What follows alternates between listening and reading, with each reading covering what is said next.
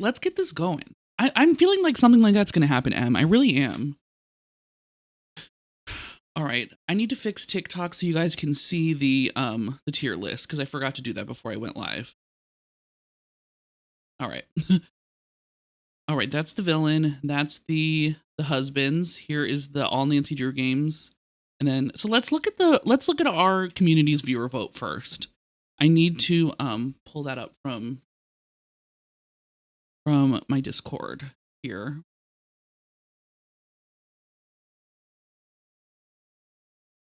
Shout out to tier. Okay, so 37 of you participated, which is it's off center. Okay, let me fix that. Sorry, Rachel.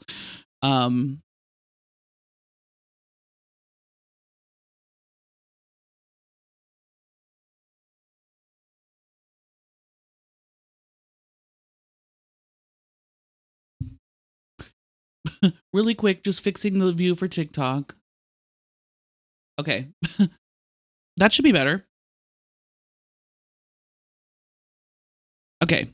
Some of the votes in the community poll were crazy. I know. You did it like 45 minutes ago. Well, thank you. Thank you everyone for participating. 37 people doing this is crazy. You guys are insane. Okay. Oh wait, that's my list. Don't look at my list. And honestly, there was a couple mistakes in that one because I wanted to participate in the viewer vote too, but I like did a couple wrong. So don't tell anyone. Okay. So this I'm glad you had fun participating, Rachel. I was hoping it would be fun. Okay, so this is like so basically Alibi and Ashes received mostly A votes, so it's an A. That's what this means. So basically based off of everyone's votes here, the ones that are S tier games are Last Train to Blue Moon Canyon, Shadow Ranch, Curse of Blackmore Manor, Danger on Deception Island, Message in a Haunted Mansion, Treasure in the Royal Tower, Warnings at Waverly Academy, Shadow at Water's Edge, and Sea of Darkness. So these were all S tier based off of your guys' votes, or they received the most votes of S tier. A tier we have Alibi and Ashes, Crystal Skull. Yeah, I agree, Daniel. Ghost Dogs of Moon Lake and B is crazy. I agree. I'm with you. Then Ghost of Thornton Hall and Final Scene. So there's some choices here. And there's some choices here too. I'll just say that. Well, these are pretty good. S tier seems pretty good, but some of them are a little too high for me, I think. Yeah. This y'all's A list is crazy. Just throwing that out there. Crazy. B list, we have Danger by Design, Silent Spy, Haunted Carousel, Secret of the Scarlet Hand, oh god, Haunting of Castle Malloy, Secret of the Old Clock, White Wolf of Icicle Creek, Captive Cursed, Ghost Dogs, Phantom of Venice, Stay Tuned for Danger, and then the Dossier, Resorting to Danger. For C tier, we have Secrets Can Kill Remastered, Trail of the Twister, Kapu Cave, Tomb of the Lost Queen.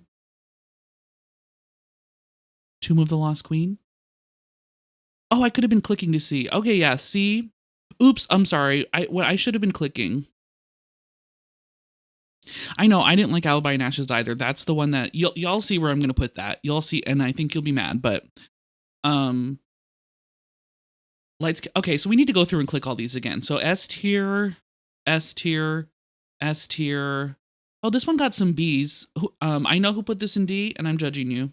No, I'm just kidding. Hi, Seller. How are you? Okay, and then yeah, so this one is pretty mixed. 3 people had this in D tier. No, it's okay, bud. Don't worry. I did not have time today to set that up anyway, so it's okay. Do not worry. Don't You're not fake. It's okay. Don't worry. You had a lot going on today with your interview and everything, so please. Hi Hinkley, how are you? I know. So this list, Hinkley, is my all my friends on Twitch and TikTok put their votes in. So this is the tier list that was made from everybody voting. So I'm going to do my tier list in a little bit. But this is what's voting. Seller, that's crazy to drop. Shadow Ranch in D tier? It's cool how someone's can be S tier and can be someone's D tier. Speaking for them, yeah, that is true, Turtle. Oh, I also wanted to preface this by saying that this is all for fun and games. If I like judge you for having something in the low tier, I'm really just kidding. I'm not like actually um I'm actually like I'm not actually judging you for your decision. It's just fun and games. So if please don't get upset by me being opinionated. Um so just I figured I should throw that out there. This is all for fun. They're just fun games and I love them all. Even if I rate some of them D tier, I love them all. So just figured I should start with that because you never know when we're all sharing opinions, people get passionate because we love these games so much, you know? All right. Hi Colleen, how are you? Good to see you, friend. I welcome the hate. Okay, right, Seller. Well, I hate you. No, I'm just kidding. We're goofing and gaffing here. Exactly, Nettle. Hope you're doing well, Nettle. It's great to see you. Hi, Pegasus. How are you, bestie? Thanks so much for the coin on TikTok. I really appreciate that. How are you, bestie? It's so good to see you. Please don't get upset by me dunking on your opinions. No, literally, Owen. That's the vibe today. And y'all are just gonna have to deal with it.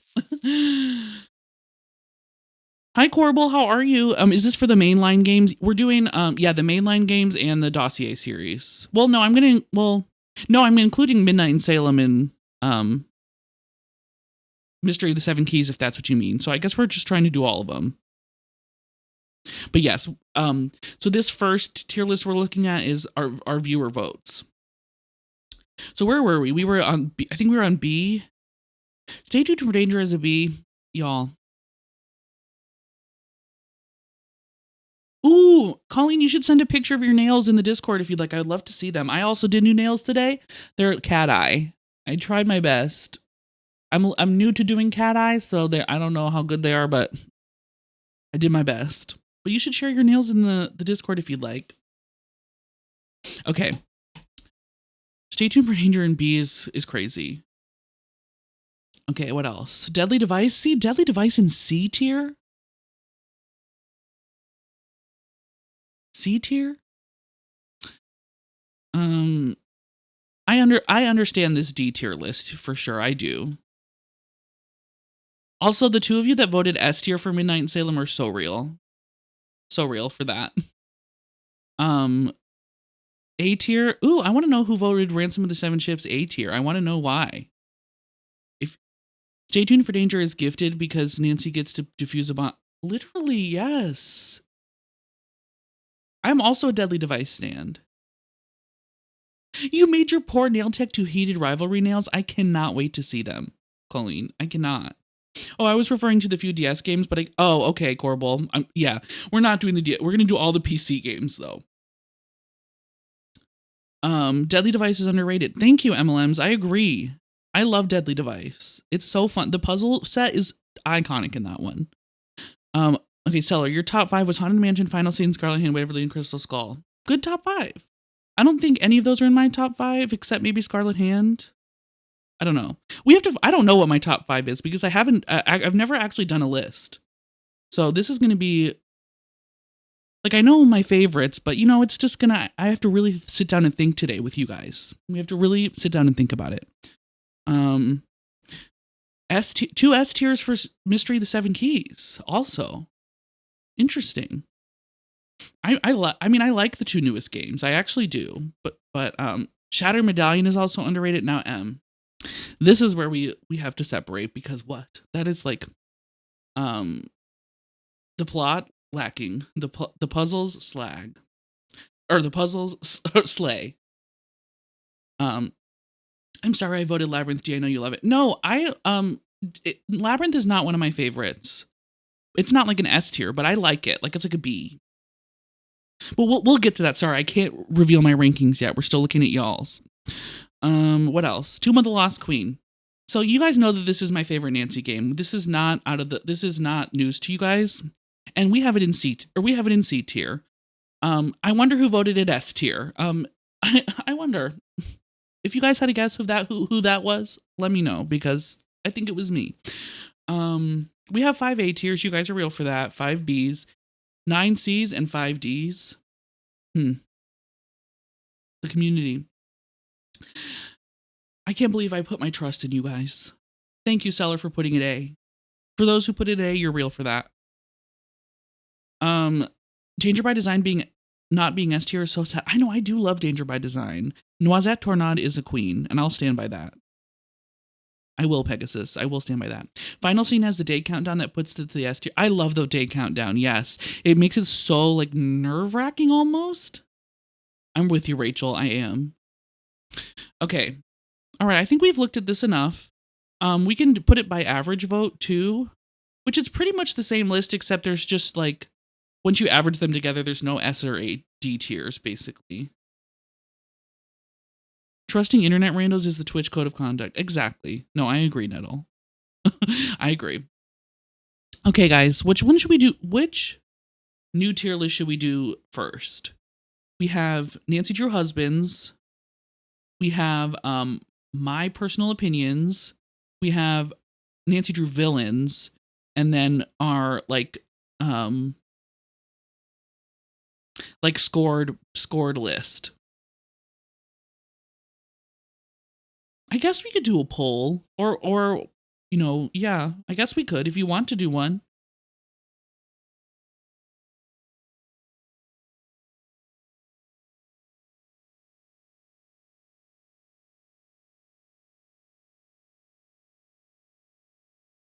Because I don't know which ones I want to.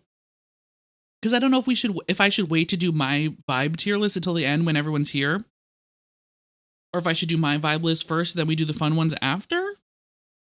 I don't know. List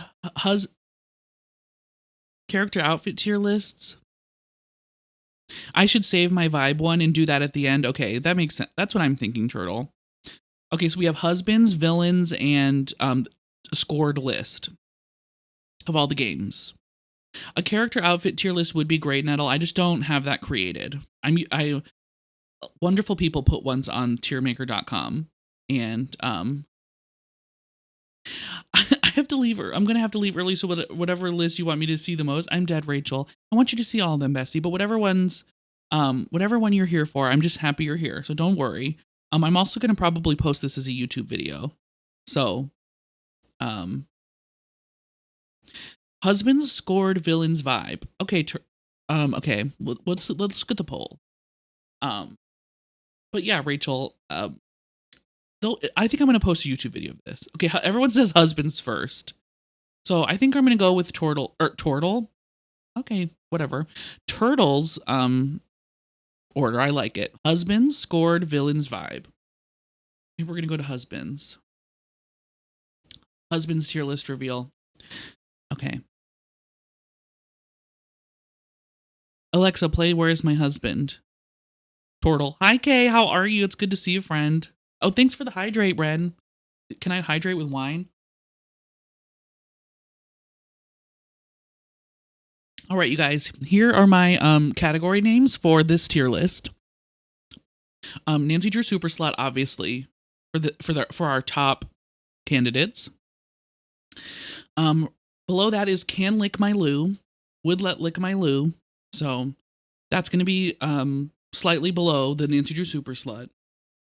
And then we're going to do Hear Me Out. So this is like, maybe not that attractive, but like, hear me out.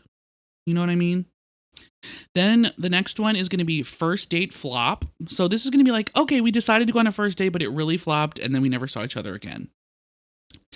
And then this is I'm telling them I'm straight and I'm not interested in running away. So sorry, I'm straight. So what do you guys think of the categories? I think that they're fitting for this stream. And I think we'll have fun with them. My license plate to my old car had turtles on it. Not current car. I'm not trying to dox myself. Understand, turtle. I totally understand. Hi, Samantha. How are you? You're not late. You're just on time, bestie. Don't you worry. This is our first tier list that we're going to make together. We're going to do husbands first. Nancy drew husbands. Okay. I think we should we just get going, guys? I'm like weirdly nervous. Okay. All right. So first we have oh my god. What's his first name? Why am I the worst? Guardino? What's his first name?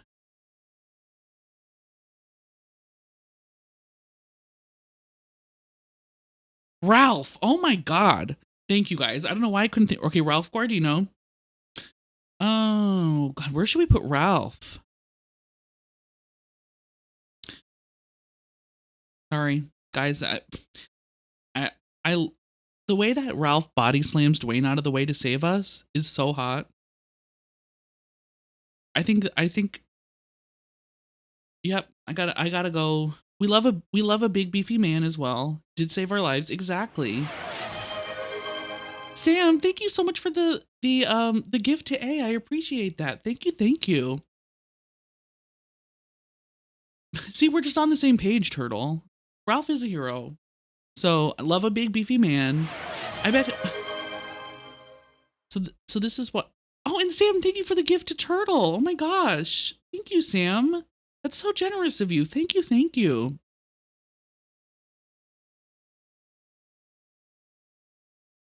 So yeah, I oh, enjoy your chili, bud. We'll see when you get back. So yes, I think that I like my first one out of the gate, Nancy Drew Super Slut. Okay.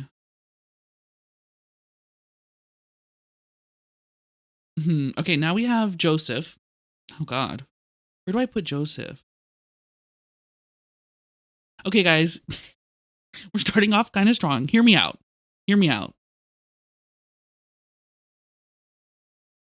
The way that he loves that theater and would do anything for it, I need that level of dedication. And so if he was in love with me as much as he was the theater, then just imagine the amount of dedication and loyalty that he could give to a partner if he was that in love with a rusty old theater. And so that's why he's on my hear me out. He also is a kidnapper, so like that's bad. But I do I do also something about his like, I don't know. Sometimes old men can be attractive, am I right? Like I just think his like gray hair and like blue eyes does something. But he does go insane, loses it at the end. This is why he cannot be any higher than hear me out. So this is where, yeah. And I mean, he bought Maya pizza is so fucking funny, Rachel. He bought pizza. So yeah. And he's a little scary. So this is why he's hear me out, okay? You gonna visit? Yeah, I can visit him in the home. I fear Andrew baby therapy. There are gonna be so many I can fix hims in this. You know what, Turtle? Listen, you may be right. Listen, I have a therapist, okay? Thank you very much. Okay. Next one is I can't remember. Henrik. I think we're gonna do Can Lick My Lou. He's not quite on the level of Nancy Drew Super Slut for me, but he can lick my Lou. Hi, Emmy. How are you? It's good to see you, friend. How are you doing? Rachel, I'm still dying. I mean, he bought Maya pizza. It was so fucking funny. He's 60. Okay. He can be 60. I'm not. That's why he can lick my Lou and then leave. Hi, Maddie. How are you? It's good to see you, friend. How is your Friday going, bestie? I'm still waiting for the random amateur detective to come into my life and be a therapist like Joy. See? I guess I'm kind of waiting for that too. Maybe I need to get a robot to lure somebody in. You know what I mean? Henrik is hot. I agree, Pegasus. I agree. Okay. Taylor Sinclair. Sorry, I'm straight. Taylor Sinclair has always made me uncomfortable for a few different reasons. See, Henrik is a history slut. Yes. Straight to the bottom. Yeah. So if Taylor Sinclair approached me, I would tell him I was straight and not try to date him. And here's why. First of all, he's a thief. He's way overdramatic. He has that weird mustache and really ugly tie.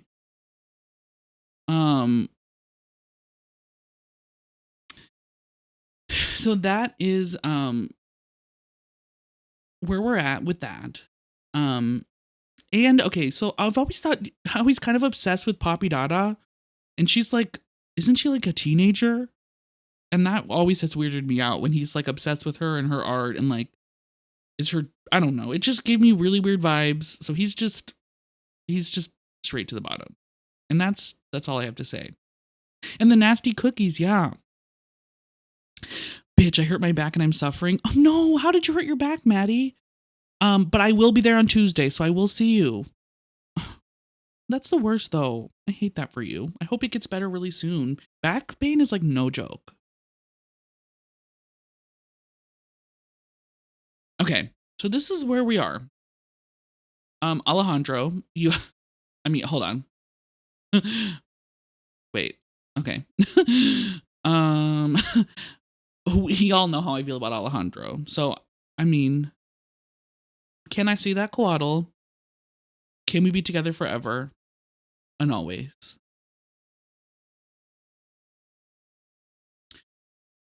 And I just am speechless. I'm just speechless. Yes, exactly, the Des command. I sang to him before. I would sing to him again. Yeah, I think we're just gonna leave it at that. Alejandro is 10 out of 10.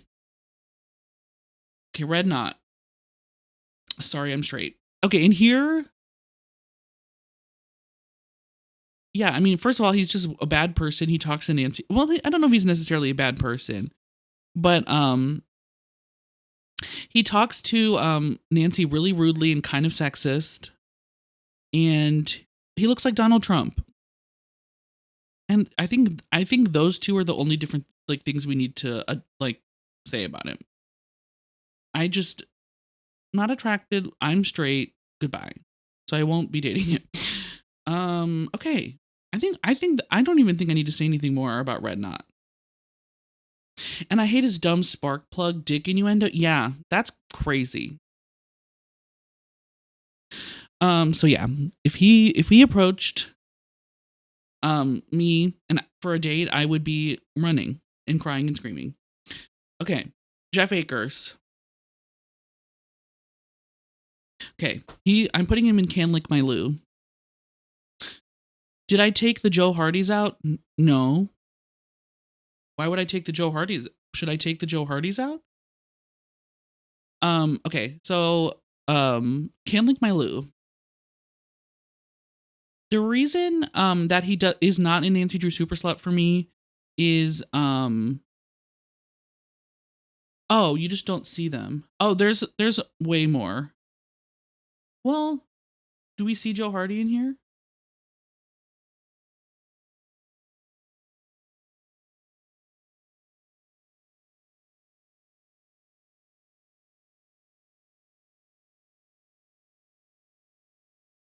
I don't see him. No, I didn't take him out of here, but I don't know. Well, it's fine. Well, whatever. We can maybe just manually rate him at the end. Okay, so he can lick my Lou. The reason that he's not at the top level for me because he is very hot. Something about how he like gives us that ranger pin really gives me the ick every time. And he has a dog person and he has a dog and I'm a cat person. So I don't know. So that's why I'm doing Can Lick My Lou. Harlan. Nancy Drew Super Slut. His accent. His buzz cut. He looks muscly. He was out of prison. He just got out of prison and is cleaning up his act. We can fix him. I'm sorry. I'm sorry. I do love it. I love a Joyzy accent. I do. So he's going in Nancy Drew Super Slut, and I'm gonna sit and stand and spin on that. You know what I mean? So that's what we're gonna leave it. Okay. Elliot. I'm gonna put him in the Hear Me Out category because he's like. Oh, I forgot to tell you guys that I added that sound. So thank you for slamming the Great Mood. Thank you for finding that.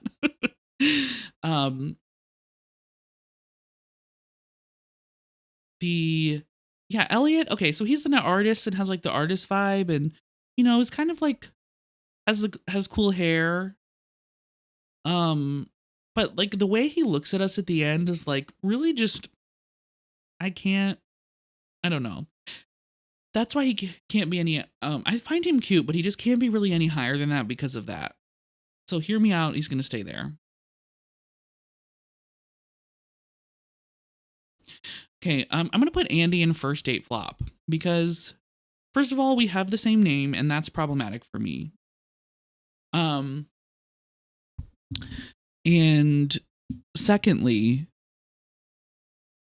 I don't know. I mean, I think I would like maybe go out with him, maybe if he asked me like in person, but then I feel like after the first date, I'd be like, oh, you like use whales for profit. I don't know. Like, I don't know. It doesn't really seem like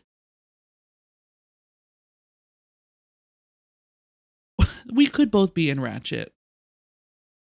But I don't know. I think I'm going to do First Date Flop for him.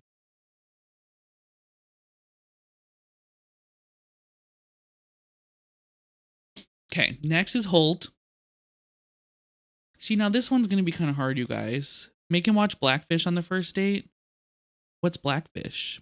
I've never watched.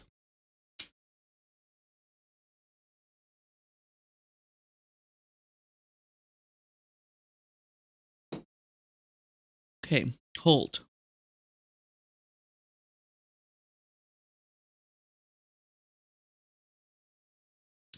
Did you guys see where I put him? So, the SeaWorld whale documentary about Tilcum. Oh.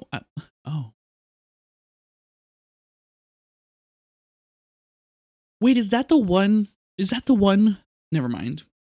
You know what? I'm gonna ask anyway. There's that like story about that orca or something that the trainer would like pleasure the orca, and it was so gross. Is that what the documentary is? Because I can't. Like, I don't even know how you do that and why you would be doing that. Oh, okay. Sorry.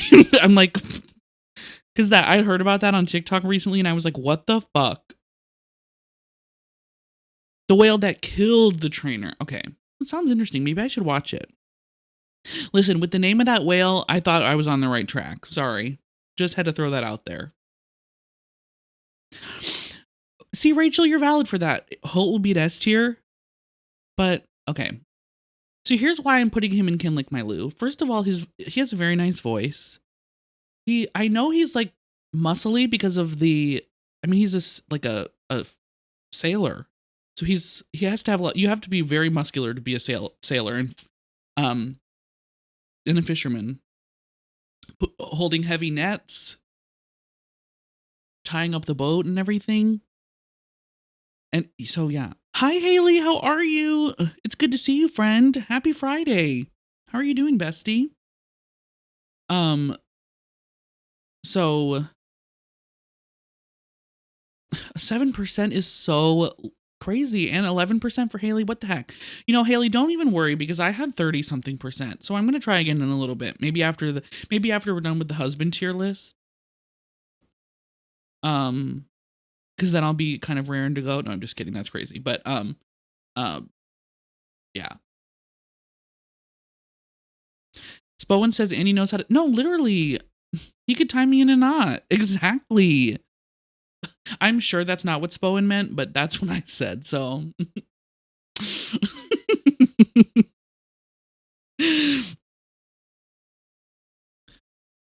Stop it, Maddie. No, you.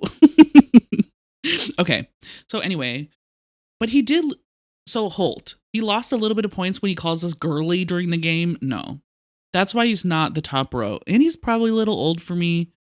But I mean, the gray hair, the curly hair, the voice, the muscles, the tying me in a knot. That means you, girly. No, literally. Okay, so that's where we are. He can lick my loo. Let's move on to Rick.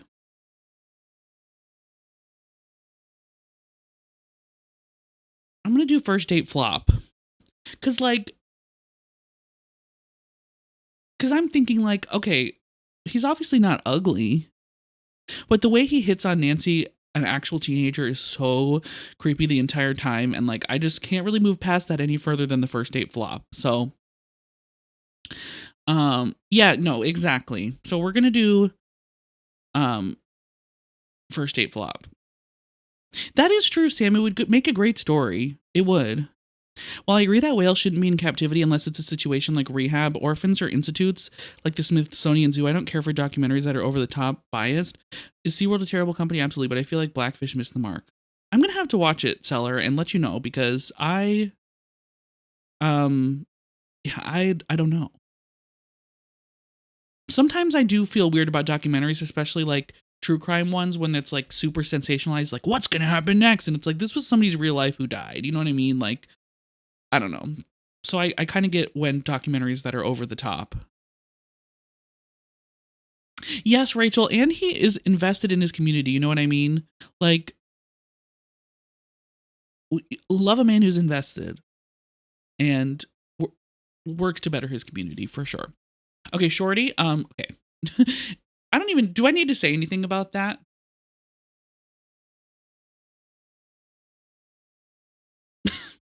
If I get murdered and someone said I was unalived, I will haunt them. No, yeah, that's a great point.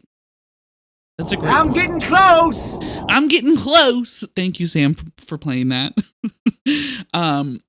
Yeah, I mean, okay, first of all, he tries to sabotage us. He's not cute. He's getting close. Like, yeah, I just, if any of you say I lit up a room, I'm dying, Seller. Hey, if you get murdered, you always lit up a room beforehand. That's just the truth, okay? You are a pillar of the community. That's so funny, actually. Okay, so I'm stuck with that.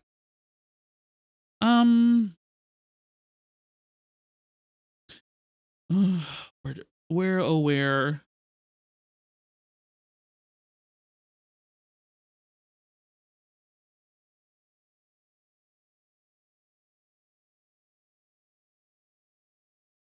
Okay, we have to go the top route for Dave. Dave is not my favorite cowboy, as you guys know, but something about looking at his butt while he's standing by the chicken coop does it for me.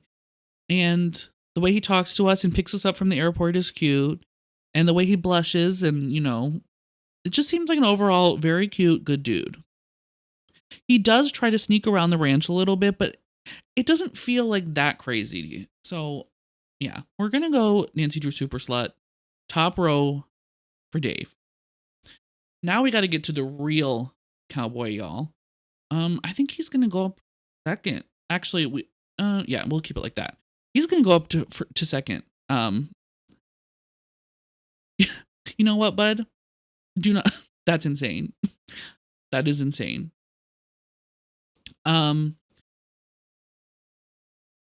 So for Tex, need something? I just want him to talk to me like that. Like, I just want him to come up and ask me if I need things all the time. Need something? Yahoo! I'm flopping this Tex impression. But I mean, listen, his voice. Check your girth. He could help me saddle up horses. He takes care of the animals. He knows how to feed them. He's caring. And his voice. And he got that mustache. Tex knows how to ride. That mustache is a saddle in itself. Okay? And that's just all I have to say about that. And I think his black cowboy hat is better than Dave's brown one too. But they're both cute. If Andrew goes for the Wahoo, he must be going crazy for Wario. No.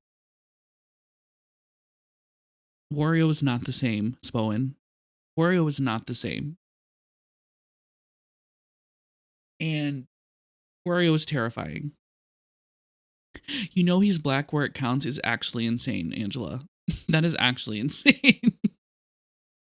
Okay, we're done with the Cowboys, I think. I like where I have them. We have Nigel. Listen, not many of you were around at this time when I streamed Curse of Blackmore Manor for the first time, but I like Nigel. He has this level of delusion that I find attractive.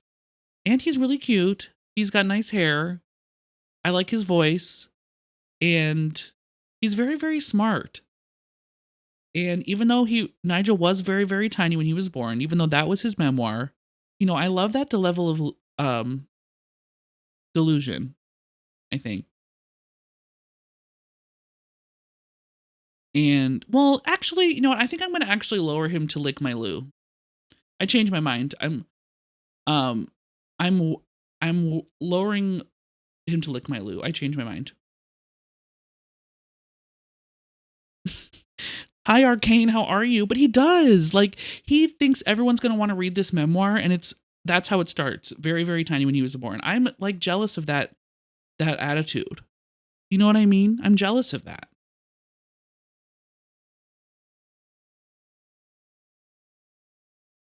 Okay.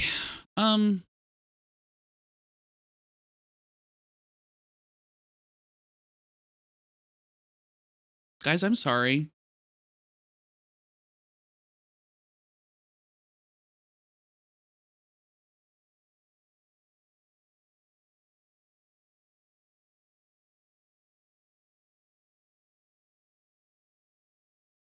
Richard Topham is so fine.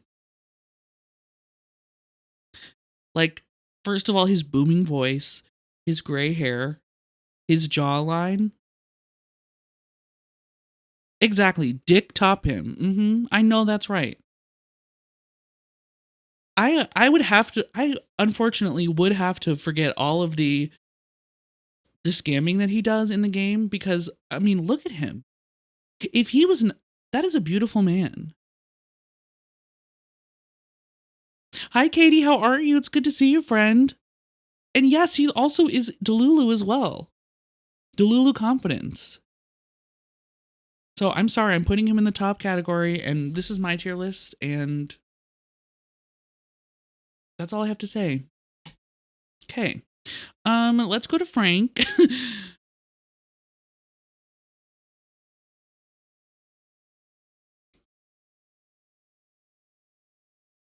I say, oh, hold on. Okay. Yeah, so we just put the banker in Sorry I'm Straight, and I don't really think I need to say more. So we're gonna move on. So Frank from Treasure in the Royal Tower.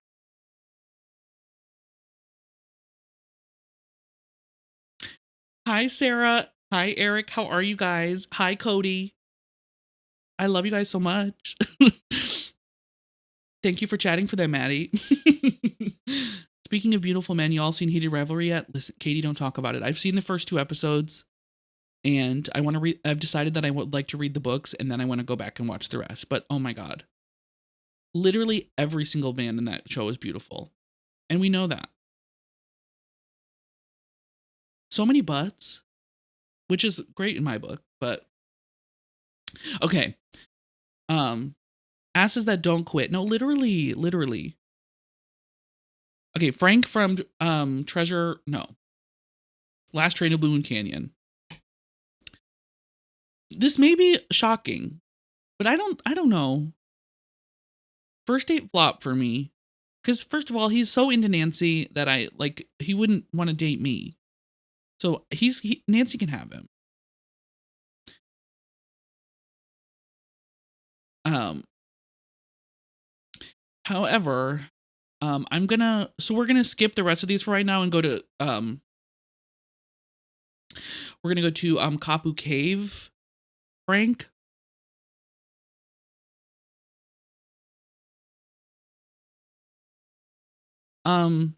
The way that he threatens that guy on the phone is very attractive, and he's protecting of his brother. 10 out of 10. Once you get through episodes, I know that's what I've heard, Maddie. I can't even. But I want to read the books. I'm like, you know what? I think I want to read the books. I've been wanting to get back into reading this year. So I'm going to read the books and then I'll watch the rest of it. And that's just where we'll be. Okay. All right, let's go back to Treasure in the World Tower. No. Last Train. John Gray.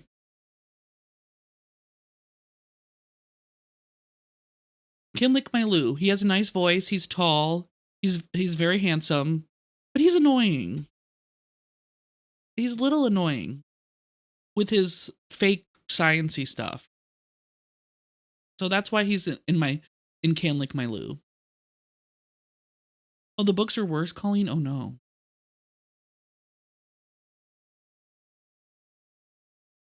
Okay, Tino goes in first date flop. Because Tino's attractive. It's not like he's ugly. But the minute that man opens his mouth, we're doing first date flop.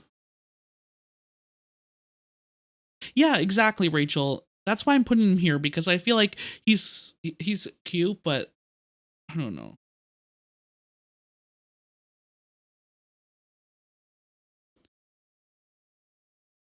Okay, Dieter.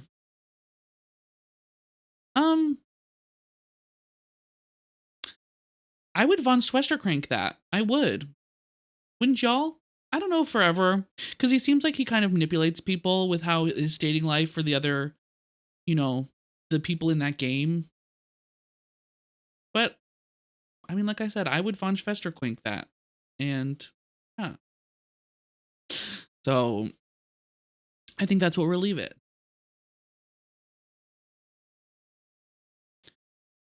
Maybe once. I'd like to see it. No, literally. I'd like to see the boa that he lets around his apartment once. Right? I manipulate him back to share his cute Parisian apartment and live for free. And Brian, you're real for that. Hi, Brian. Welcome in. I hope you have. I love that you. I think that's so smart. He does have a cute Parisian apartment. Do you have a favorite Nancy game in the series? He really is bisexual, Colleen. I feel that. Or is he just gay or European kind of vibe? Is he just European, or is he I think bisexual. I'm with you. Okay. Dwayne. Sorry. He just seems like an incel to me.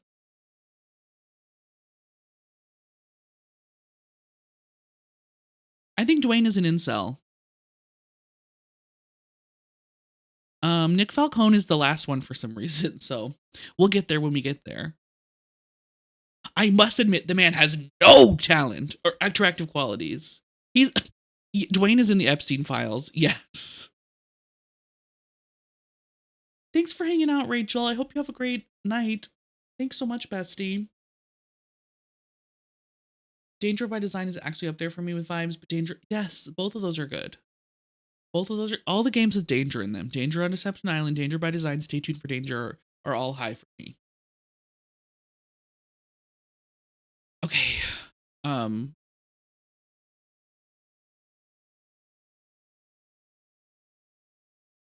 Sorry. Jean-Michel Traquenard. Yeah, sorry. We're just I don't know. Just like I hate to be vain, but he's just not cute. Like that's just I just got to be real. Nancy Derulo. Oh, Katie, thank you so much for the bits. I really appreciate that, friend. Thank you, thank you. Okay, Big Island Mike.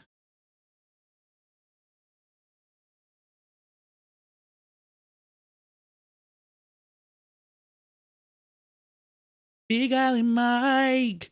My daddy, Big Island Mike. Thank you, Aaron Casey Gamer. Shout out. But I mean, come on. And I know he's got that. He likes that sour kiss. I feel like he would I feel like he would bring me shave ice in bed after we were done. You know what I mean? I feel like he would.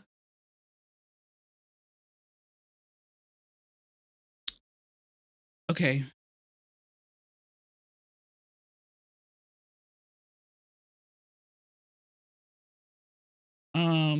Malachi Craven is kind of on my top.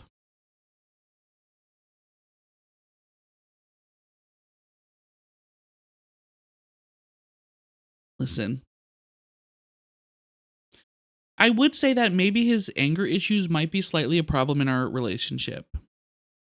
He's kind of on your top or is your top. That's for me to know and you to find out, Owen. Well, not for you to find out. For me to know and you to never know. Sometimes craving the craven. Exactly. The way his voice, he does have a nice voice, and I love yeah, I said that, Owen, and I was like, wait, nope, that's not what I meant.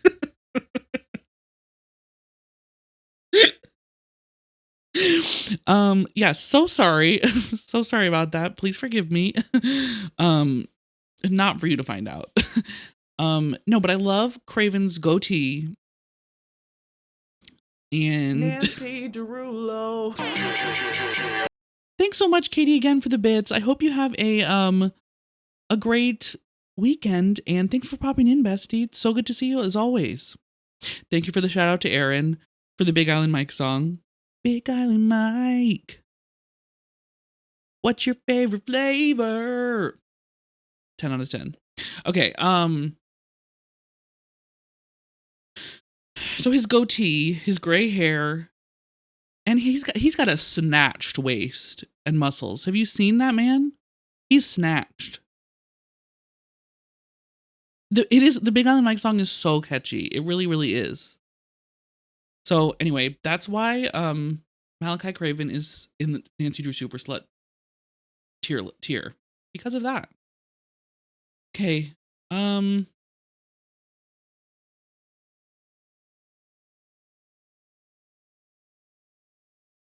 Okay. Yanni is in Can Lick My Lou. I almost did Hear Me Out because he really was a bad person. He bombed people. He did poison people. Hi, Stephanie. Oh, of course. I was singing the Big Island Mike song when we ranked Big Island Mike in the husband list. So I had to give her a shout out because I was singing her song. But hi, Stephanie. How are you? It's good to see you. Oh, everyone. Don't worry, Bessie, about your low super slut score, because mine was low too. A lot of people were like 10. It's crazy. But I hope you're doing well. Happy Friday. Okay.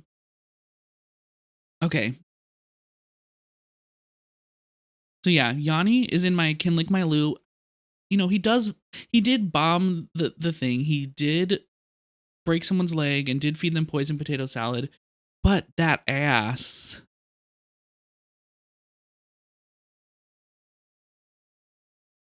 Sorry. I'm sorry. Like, I'm sorry. No, I hate potato salad, so he can poison that all day. I wouldn't eat it anyway. I don't want mayo like that. Hi, Rebecca. How are you? Good morning. It's good to see you, friend. How is your morning going? I hope you have a fun day planned for your Saturday.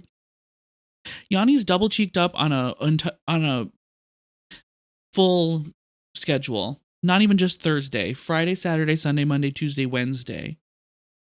He's double cheeked up on leap year. I mean, so anyway, that's why he's on my can lick my loo list. Okay, Ollie. It's going well. I have a bubble bath and a DIY pamper session planned for today. Oh, that's gonna be so nice, Rebecca. That's gonna be so nice. I hope you enjoy.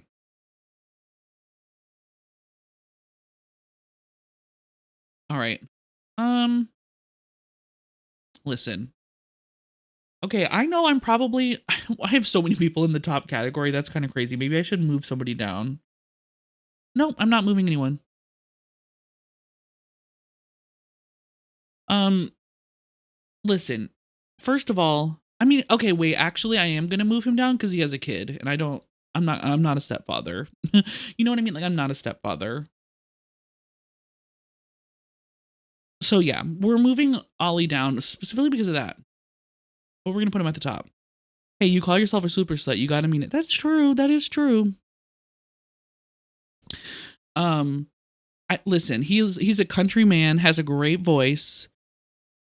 He knows his way around the winter and the forest, so he could take me on hikes. I think he's cute. I think he's got like a rugged daddy vibe, but he does have an annoying ass child, so I fear that I can't be at the top rank because I don't want to be a stepdad. And I hope that's okay with y'all. I mean, listen, kids are great. I have a nephew who's wonderful, but I don't want my own kids, and I don't want to be a step parent. He also called us wacko left wings. That is a red flag too. Can't book a week at Jack's Day if you're going to be pick. Well, no, see, he can lick my loo, Stephanie, so I can book a week at Jack's Day and then leave. He doesn't need to be my ultimate husband, right? So this is the perfect time for me to book a Jack's Day with Ollie. You know what I mean? Okay.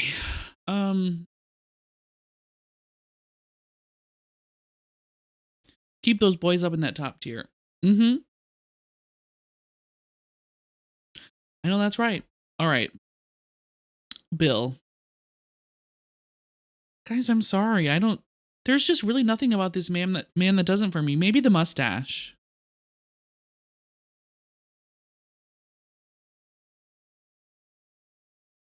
I don't know. Maybe first date flop. We'll put it first date flop. Use promo code InRatchet for 30% off your first Jack's Day. No, exactly. Guys, please type the code below. Okay, so I think I'm gonna just stop it here. He seems like a nice man, but I don't know, something just like what am I gonna do? Go ice fishing with him? Sorry. Are we gonna play Fox and Geese together all the time? Absolutely not. No, no. Are we like no? So this is I think this is a good place to leave him. All right.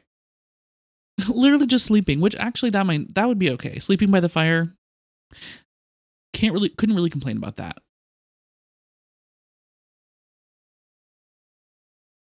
All right. Henry Bollé. Guys, I feel like I'm going to get flack for this, but like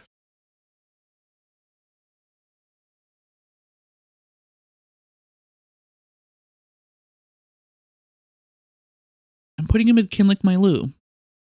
Like obviously, he's an attractive emo man, but he's so obsessed with his girlfriend that I just feel like I would be like you know what I mean? Like, and he's kind of, okay, sorry. I know he's like lost his family, but he's kind of fucking stupid. Like, if someone's like, will you buy me a stereo? Like, no, don't just break, like, no. I don't know. Just the way he interacts in that relationship really gives me the ick. So he's going in Can Lick My Lou because he's, emo dreams, but I think that's where we're gonna leave him. Okay, but make him boyfriend and he gives you things and money. I don't know. I mean, you're right, but also, I think I would like. I don't know. I don't want to manipulate somebody to give me stuff in a relationship. That doesn't sound fun. Every time I glance down and see Lewis's tie above Victor's head, I think Victor has a mohawk. Hold on, let me look. I see what you mean because he's like bald anyway, so he would look like kind of like a rocker. I totally see what you mean. Okay, Lou. I feel like if you would have asked me this question when I was like, no, I'm not a sugar baby. Like, it's not like I don't like to get stuff, but like I don't know. I mean, guys, I have 3 jobs. You know what I mean? Like, I feel like I have to like I like to work hard and like work for what I'm doing. I don't know. I don't like want to just be given a bunch of stuff. I don't know. Lick my Lou Talbot. I don't know. No, sorry. I have 2.5 jobs. I count Twitch as a job. I count Twitch as one of my works, which may be stupid, but I do. So I don't have like a third one on top of that. I just have my 9 to 5 and then my weekend job and Twitch. But I count it as a third job because it is. I mean, I work very hard. So, okay. Yeah, I think we're putting him as first date flop. I think, yeah, he's got the shaggy hair, you know, college dude, whatever vibe. But I just think after one date, it would be like, okay, no. And also, I just know he doesn't shower. Hi, Starmoo Valley. Welcome in. Nick Falcone is at the bottom. We have not ranked him yet, but we're getting there. I'm not gonna tell you where he goes yet. But welcome in. How are you? It's good to see you. Hope you're having a great Friday. Okay, Lamont. Where do I want to put him here?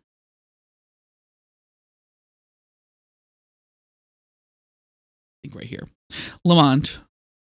Y'all, Lamont is so cute. He's so nice to Bess, even though Bess treats him like actual shit. He just is a down-to-earth, cool guy. And I think he'd make a great husband. He owns his own business.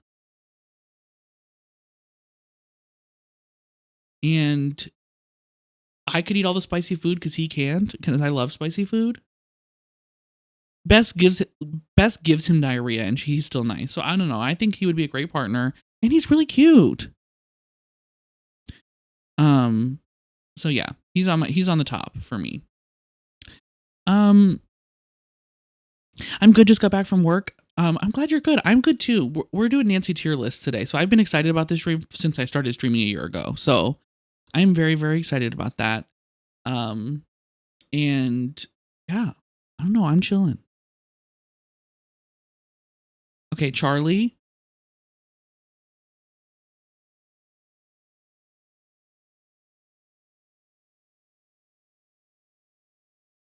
Isn't he loyal? Why in SS? Who's in SS?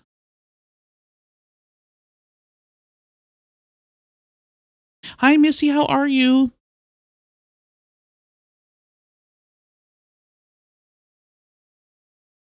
You've been following me for 10 months, 10 days, and 22 hours. That's crazy, Owen.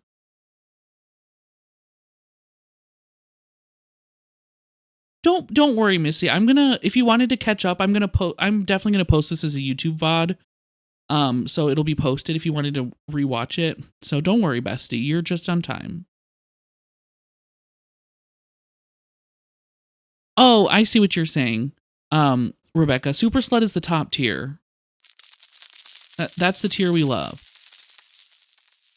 Hi, Panda. Thank you so much for the coin or the rose on TikTok. How are you? Welcome in.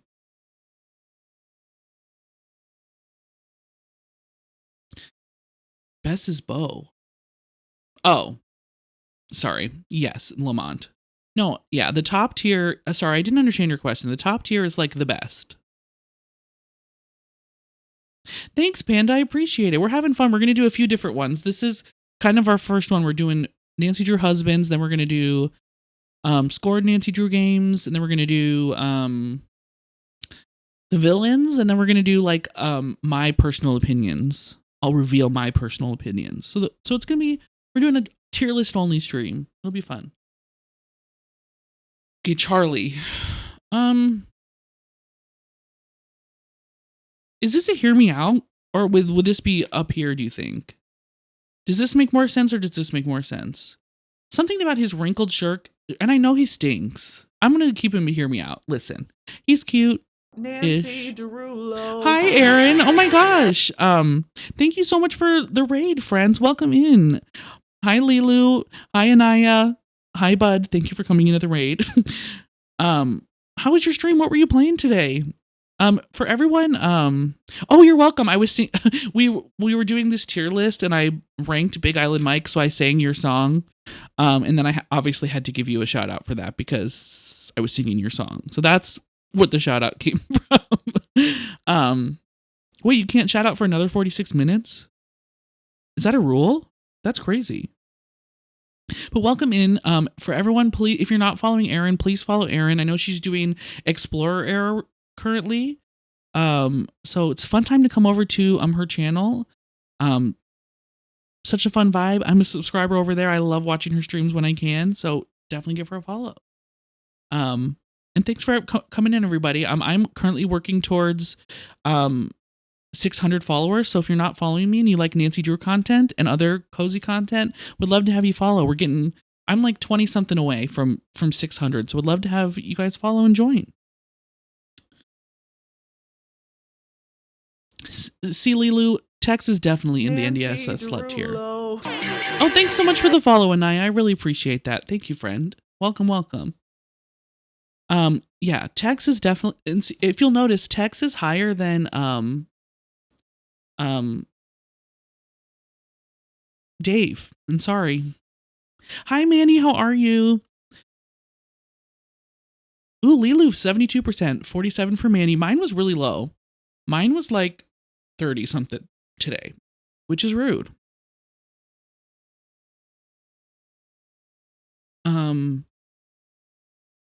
All right.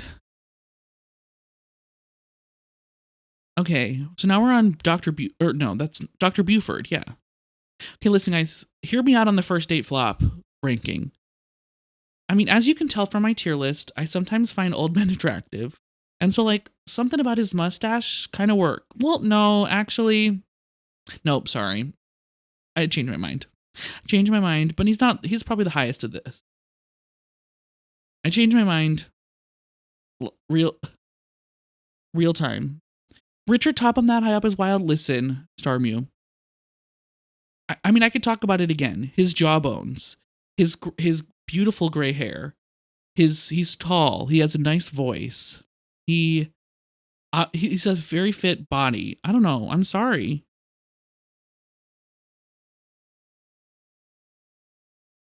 Hi, Kelsey. How are you? 69%. That's iconic. You'll have to find out. I don't know. He looks like he would give you a lecture for even trying to ask him. That is true. I know he is douchey, okay? But listen, I'm just going to go with it, okay? This is my ranking, and that's where I'm putting him. First date flop for Colin, because he's not ugly, but like after one second of talking to him, you would leave the date. You know what I mean? I love Himbo Harlan and Alejandro. I do. And yes, I do. Alejandro will always be my number one, I fear. Ooh, Fongo's in this list. I wouldn't have expected Fongo. Still, sorry. Yeah, sorry. Fongo's gonna go there.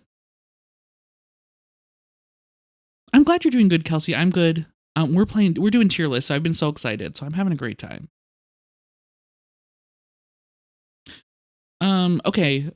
Oh, I'm not even gonna talk. Enrico's the bottom of the list. Hi, Silly. How are you? Welcome in. Hope you're doing well. Okay, the Phantom is the Phantom. Um, the Phantom is oddly attractive for some reason. I don't know if you were talking about Enrico, but the Phantom is for me. The way he kind of is dangling over you with the necklace is kind of hot. Sorry, but he's also a thief, so I feel like we can't really put him higher than Hear Me Out. I listen. Anyone who plays Scopa is the spawn of Satan to me, so he's not going in anywhere higher than the bottom of the list. Um, and I'm sorry about that. It's just the truth, though. I hate Scopa. The way he says, I got the 7 of coins, so you get. No. Leave me alone. No, do not talk to me like that.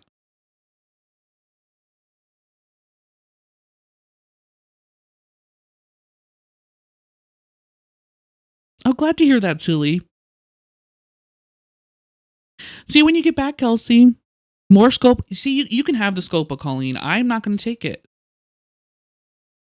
So I'm living. Thank you, Arcane. I'm living my truth. You're on board with the Hear Me Out tier. Thank you, Charlie. Thank you. And how are you, bestie? It's good to see you. Thank you. I appreciate it. Okay. Sorry. I don't know if this. Well, no. Enrico's the bottom, on the bottom of the list. So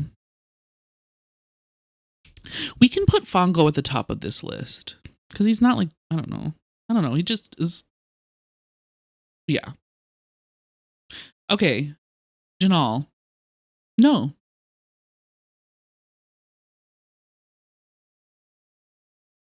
Janal. I know. I don't even think I need to say anything else. Okay.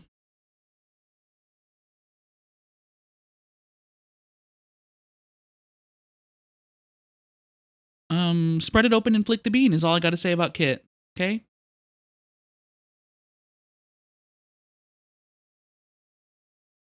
Do we need to say any other words about Kit? I don't think so. And something about the black eye during the game really helps. Like, it makes it more. You hate Kit? Why? Raw next question. Exactly. Okay. Matt. Honestly,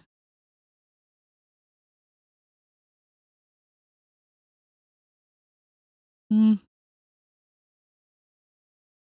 um, Kit could get me out of my Kit. I know that's right. So, these are both from Haunting of Castle Malloy. Choosing that picture for Matt is really funny. It is funny, Stormu. Listen, I love a big dumb idiot sometimes.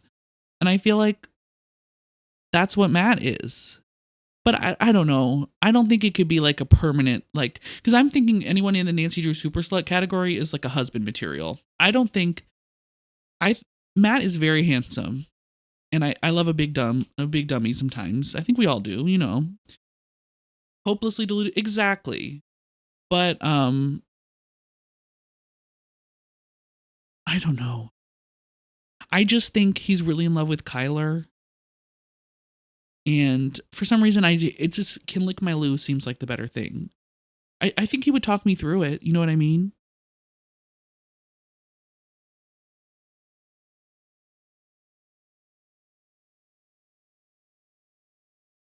Wait, but that's Tino? Where's Tino?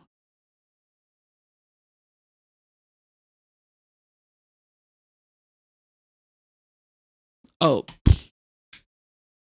Okay, I'm not even going to talk about Johnny Roll, but he's going in the bottom. No. I would say Tino's really not devoted to anybody except himself. I don't know. Tino is in first date flop for me. Okay. Oh. Oh God, this is hard. I think we gotta go that. I think we gotta put him third. Did my camera? Oh, it did. Thank you. I hate this stupid camera. I need to like somehow get a new stand or something. Thank you for calling that out. Sandra D's D voice hopelessly devoted to morons, literally. Thank you, Missy. I appreciate that. So, I mean, we all know how I feel about Scott Varnell. He can lick my loo, but also marry me. That man is so attractive. I mean, we would have some couples therapy to do. We would, for sure. But him being so fine just really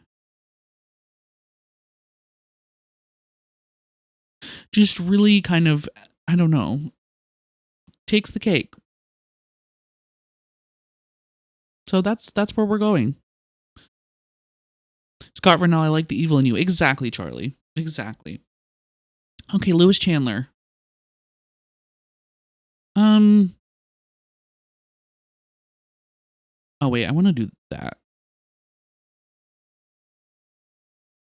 Okay, that's the hear me out tier. Listen, Lewis Chandler, the jawline. Maybe I should move him up to lick my loo. We don't.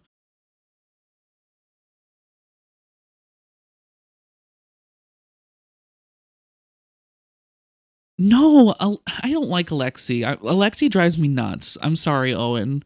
I would much rather have a Lewis than an Alexi, which I know is a hot take. And yes, he can swing from my chandelier. He can. His jawline. I don't want to say that, Owen, because that's not true. I disagree with your opinion, but I don't hate you.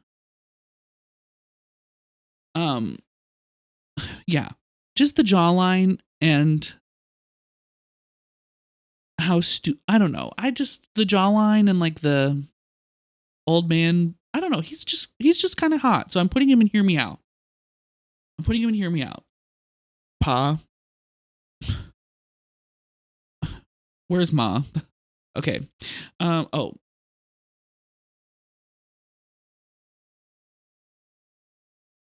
Just the way Frosty talks and looks and acts, I just can't. Yes, the So Long Losers is iconic. Yes, exactly. Lewis looks like he's made of wax and is melting. Bud, that is true, but I feel like all the characters in Message in Haunted Mansion look like they're wax. Not just Lewis. And Rose is okay, guys, I don't know if I've ever admitted this. But I feel like Rose is so scary in that game. The way that she's just so scary. I can't.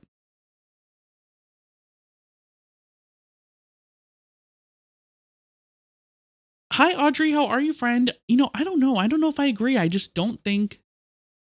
Oh God, hold on. Am I missing? TikTok is being weird. Okay, no, we're good. Sorry, friends. But Rose and Abby and Charlie don't look like they're melting. I think they do, though. I don't know. Charlie's wrinkled shirt. I don't know. I think they do.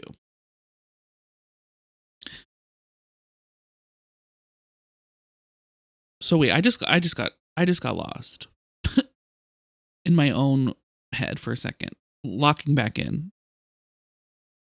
Chase.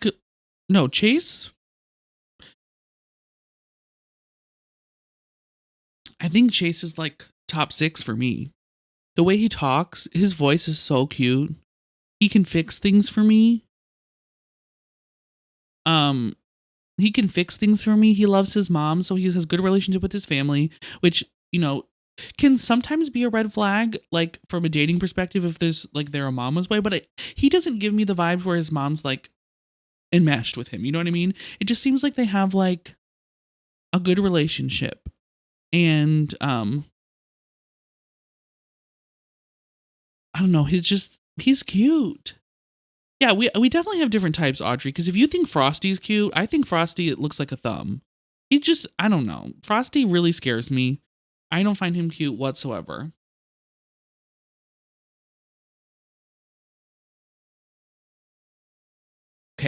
So yeah, I'm putting him here. I'm sorry. I This man is terrifying and also an incel. This man is definitely on Reddit incel accounts. He definitely posts about hating women online. He I don't know. I just no.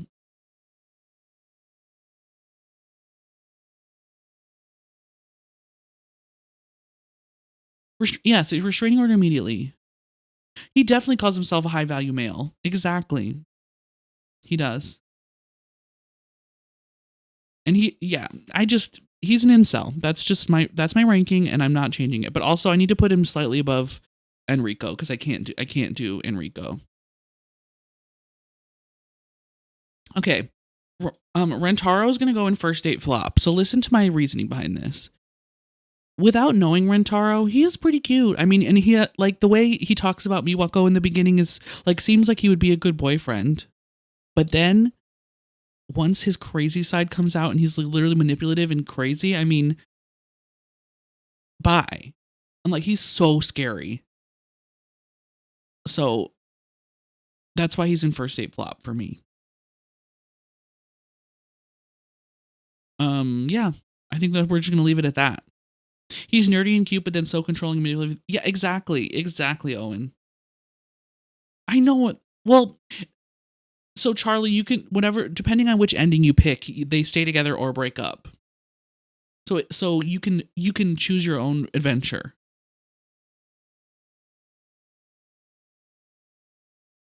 Okay.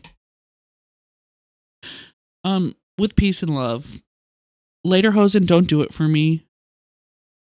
And yeah.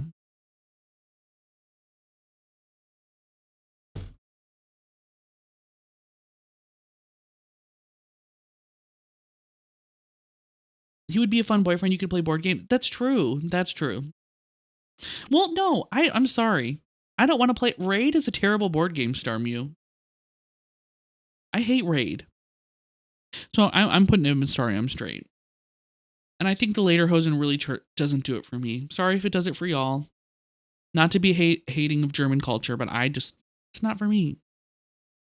Any clothing item that takes over 5 minutes to put on, yep, that's real. I'm glad. See, Hotchkiss, I'm glad you agree because nope, I can't do Raid. Okay, and Chief McGinnis. All right. Listen, I'm so glad that he was in this game. That mustache, that voice, the way he let us out of prison, even though he probably shouldn't have. What it is, ho? What's up? Every good girl needs a little thug. But imagine him doing a Lederhosen striptease. I actually think I'm never going to be able to sleep now. I would like to take a ride downtown with him. Exactly. I would definitely hook up in a police car with Chief McGinnis, and that's all I'm going to say. Maybe that's wild, maybe that's unhinged, but I would. So we're putting him at the top. Should I flip-flop him and Kit? Yeah, I think I'm going to... Yeah, that's more right. Well, I got to go to more Oktoberfests, maybe. I mean, but I also think that kind of like wait, where is he? Kind of like Red Knot. Carl also kind of looks like Donald Trump. Sorry.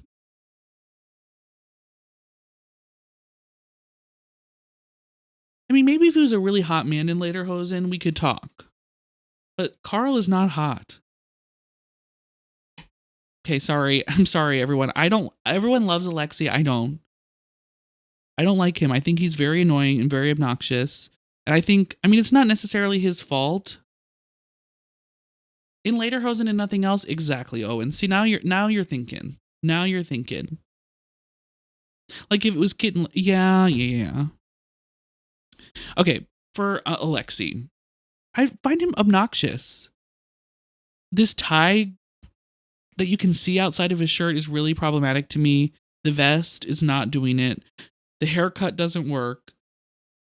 I don't find him charming or annoying or anything.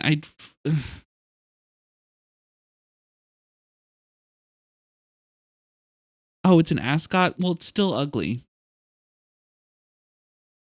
I know. I mean, he's kind of queer in my headcanon too, but I still don't think, yeah. Okay, guys, I'm going to put Ned in my hear me out category. Because, like, I think he's like a pretty good boyfriend. You know what I mean? I mean, I know he's like slightly a pushover and kind of annoying, but I don't know. I feel like the hear me out category is correct. But he's loyal, yeah. And he's not ugly. But I would be afraid he would cheat on me with Bert. Ned would be a considerate lover, yes. So he's going to my hear me out. I love Nancy treats him like garbage. I agree, Lilu. I do. Oh, hi Hannah. How are you? We're just doing tier lists tonight, bestie. We have like 4 different ones we're gonna do. Right now we're doing Nancy Drew husbands. And then we're gonna do some other ones. But it's good to see you, Hannah. Hope you're well.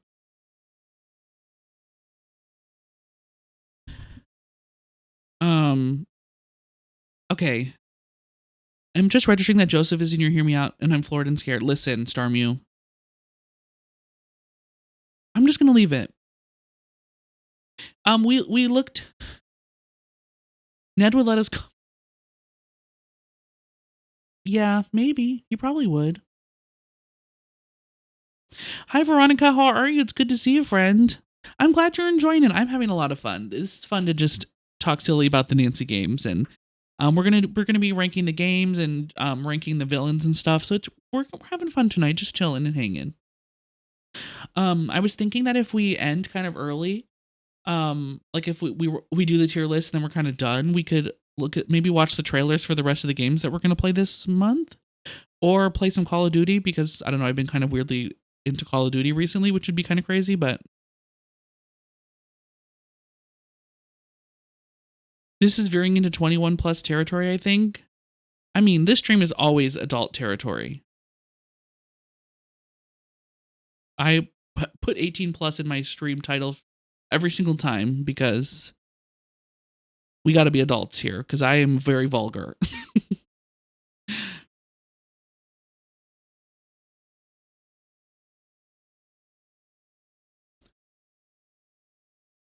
Okay. Abdullah. I mean, we talked about this when we played this game, but I think he's like an attractive man, and his voice is nice, and I feel like he could domineer me. And that's it.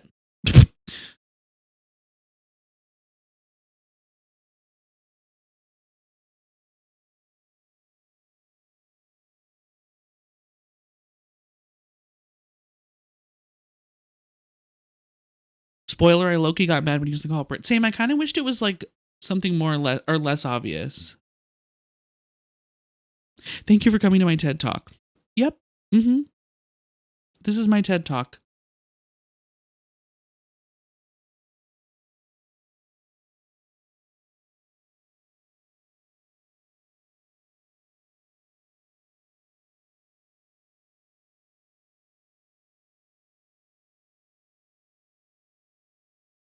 Okay. Angela, this was for you. Definitely in the hear me out category. Okay. See you, Mr. Egan. But his voice. Yeah. I think he might be a little lower on the hear me out for me though. But it's something about his voice.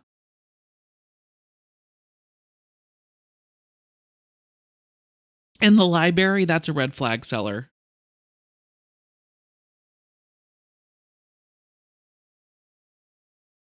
Does he own the castle or just work there? He owns half of it. He owns half and Christy Lane owns half, right? Or yeah.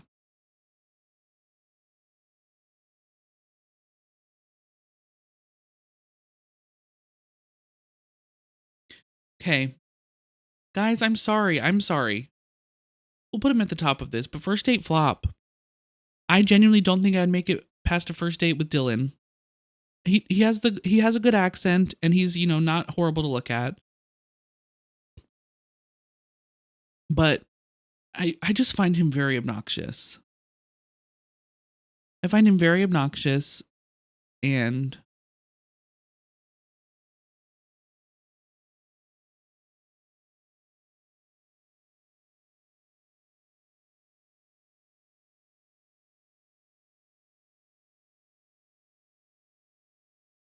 yeah, I think that sorry, I got a little bit distracted. I was thinking. But yeah, I think I'm gonna leave him at first date flop. Hi Kate, how are you? It's good to see you, friend. Hope you're doing well. Okay, John Boyle. Uh,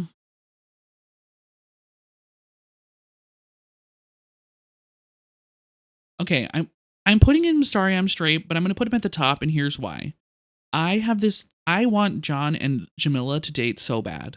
Like their chemistry that they have, and Jamila is such a queen. I think that they would make a great couple. So that's why I'm putting here. I don't have anything against John. And I don't think he's like unattractive or bad or anything, but I am bowing out because I want him to date Jamila. We know Dexter can be naughty or nice. He's versatile. Exactly. Exactly. Mm-hmm. Okay. Victor.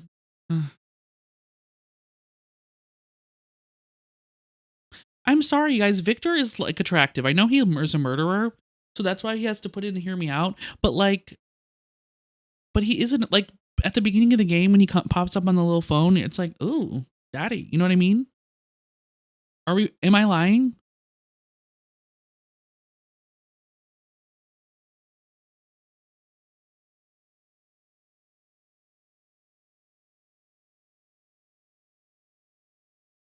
Am I lying?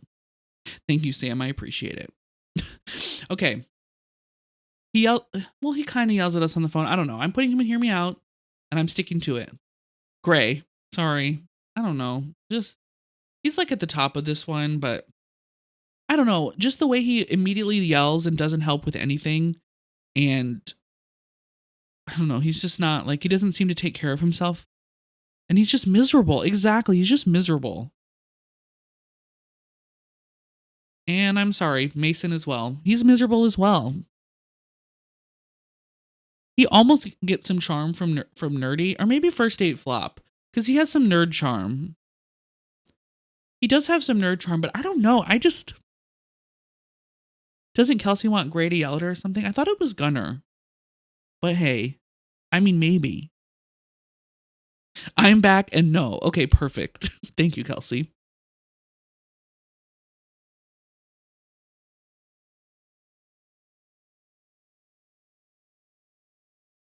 Oh, hi, Kate. I'm glad you came across my TikTok. Welcome in.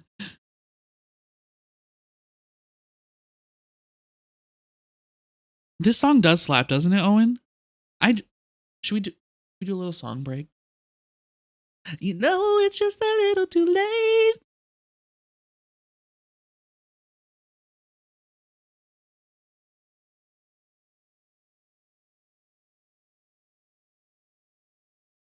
It's just a little too late, a little too wrong, and I can't wait for you know all the right things to say. You know, it's just a little too late.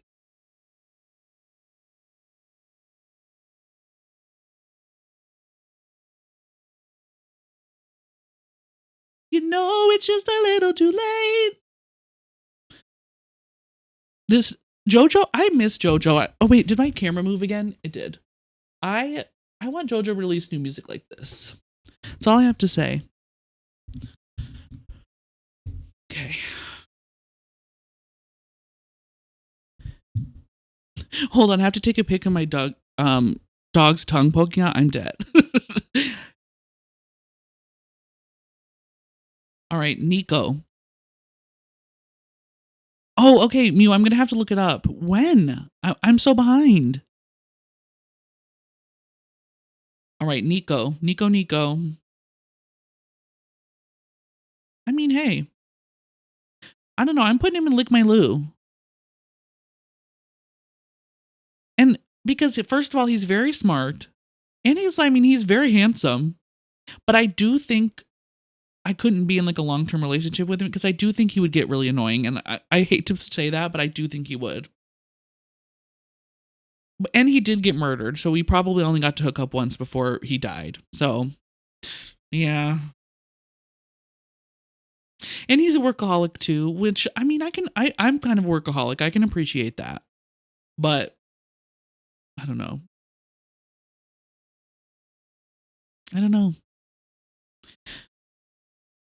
Okay, Wade. Guys, just the cowboy, like he's like a cowboy-ish vibe, but the voice and the hair and the beard. Nancy Derulo. Luce! Thanks so much for the raid, bestie. Welcome in, friends. Hi, Luce. How was your stream? You were playing Nancy today, correct? Which one were you playing? Hi, Kaz. How are you? Welcome in. Hi, Amy. How are you? It's good to see you, friend. Thank you for the shout out. Everybody follow Luce if you're not. Luce has amazing streams, amazing community, just so cozy vibes and so fun. I try to I feel so bad because I miss Luce's streams all the time, but I always want to be there, but I'm working or either streaming during your times and I'm like, ugh. So anyway, yes, our baby's here. Luce Ratchet and Ratchet Goose. I don't know. But I love you, Luce. Thank you so much for 9 months, friend. Nancy And thanks for the follow, Kaz. Hi, Rainbow. How are you? Thanks for coming in on the Oh my gosh, someone gifted you 300 subs. That's amazing, Luce. I love that for you. Luce Ratchet is crazy. That's crazy, bud. Well, congratulations on that, Luce. Very deserved, of course. Me on multiple tabs rating everyone. I'm dead. Hi, Panda. Thank you so much for the heart. I appreciate that on TikTok. Thank you. But anyway, thanks for coming in. If anyone's not following me on Twitch, I am like 20 something followers away from 600. So would love for you guys to follow and join the stream and help me meet my goal. We're gonna do a Nancy Drew cosplay once we get to the 600 goal. So we're really, really close. So if you're not following on Twitch, please hit the button. And follow us on Twitch for more Nancy Men. We're doing Nancy Drew tier rankings only today. And we're doing the men. Our first one is the men. And then we're gonna do more. Yeah, we do love Nick. Literally had almost a heart attack. Well, Luce, you deserve it. I'm so happy that happened for you. And you deserve it, bestie. That is wonderful. Nancy Derulo. Oh, thanks so much, Rainbow. I really appreciate that. Thank you, friend. Thank you. Welcome. Why is Joseph... Listen, everyone's coming and say that, and I already talked about it once, and I'm not going to talk about it again. I'm not going to talk about it again. Okay? It's there for the world to see. Okay. Colin. We're going to put him in the can lick my Lou category. I don't know, something about I know Luce wasn't here to hear my rationale. I know, but still, something about his scary blue eyes and the way he... Okay, I'll talk about my rationale again. Joseph is so loyal to that theater that I feel like if I was his partner, he would be so loyal to me and he would do anything and everything to protect me. And if he treated me like that theater, that would be really nice, okay?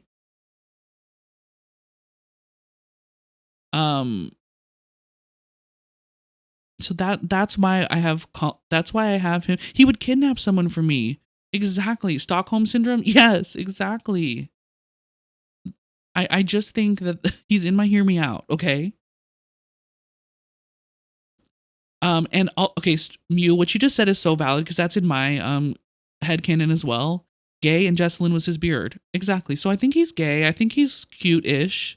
So he's in my lick my Lou, but I just think he's very non-committal and obviously doesn't know how to make right relationship choices, so that's why he can't be in the top row.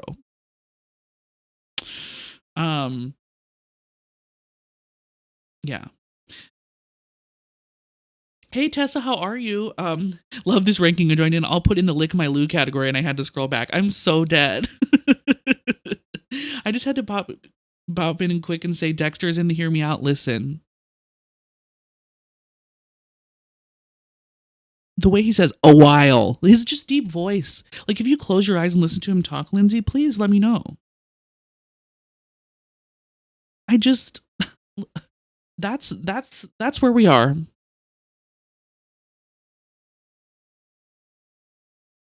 Mr. Egan, yes. Thank you for the hydrate, Ren. I appreciate you.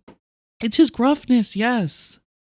It's listen, it's definitely 7 inches. And that's all I have to say. Okay. Okay, Alec, we're moving on to Alec, definitely in the top row.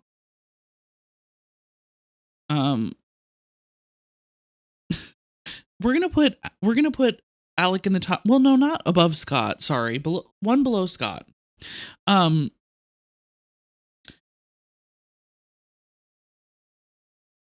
First of all, he's close with his family. He tries to save his sister, which is a good green flag in my opinion. He's very attractive. Can someone do? Wait, hold on. I think it's exclamation point Carmen. Yeah, here we go. That's just it. That's what Carmen said. Carmen had it. So that's what I'm saying. And Alex here. Okay. I don't even think we need to say anymore. Okay. Or something like that. Sorry I'm straight. Oh yeah, this is definitely Sorry I'm straight. Goodbye. We still have to keep Enrico at the bottom though, sorry. But yeah, no. I mean, definite incel vibes with these two right here. Like he's for sure on Reddit, for sure talking about how women hate him, and for sure like on the dark web, you know, just yeah. Definitely Sorry I'm straight category. Okay. Journal. Jacques. Journal Jacques. Guys, is it kind of strange if I put him in the lick my Lou category? Like he's cute and he's like an athletic person, and the accent could lick my Lou, but for some reason, I mean, he's like up at the top. I would say. I don't know. I just for some reason like I just feel like he would not be a good partner to me. Like, and he lies a lot. Like I feel like he lies. I wish Jacques got his Yanni moment, like bombing something or like winning the Olympic. Because like, I mean, Yanni just like bombs us. So I'm not sure we want Jacques to do that.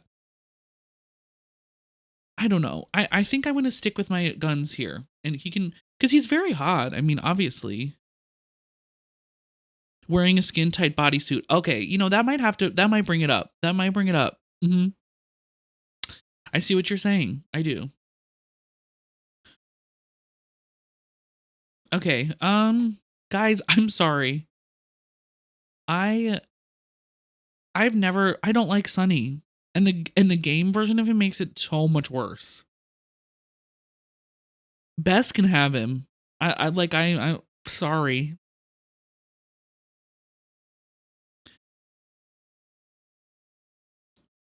Sunny does have bisexual hair, you're right. The fact that we didn't get a sexy Flanders of Jacques is a crime. No, that is true. That is true. Thanks, Luce. I do too. Yeah, I'm keeping him at the bottom. Patrick.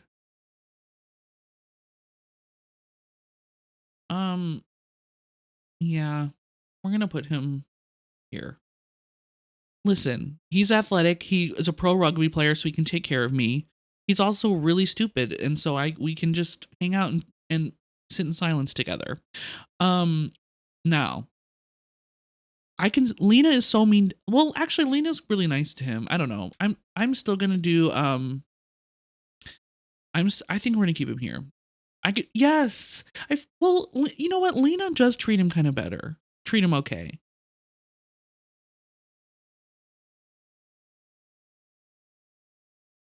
Okay. Grigor. Ooh, where do we want to put Grigor? Hi, Ninja Girl. How are you, my queen? It's good to see you. Happy Friday, bestie. How are you? How is everything going? I hope you had a good week. We need to a game soon. I haven't talked to you in so long, and it's fake.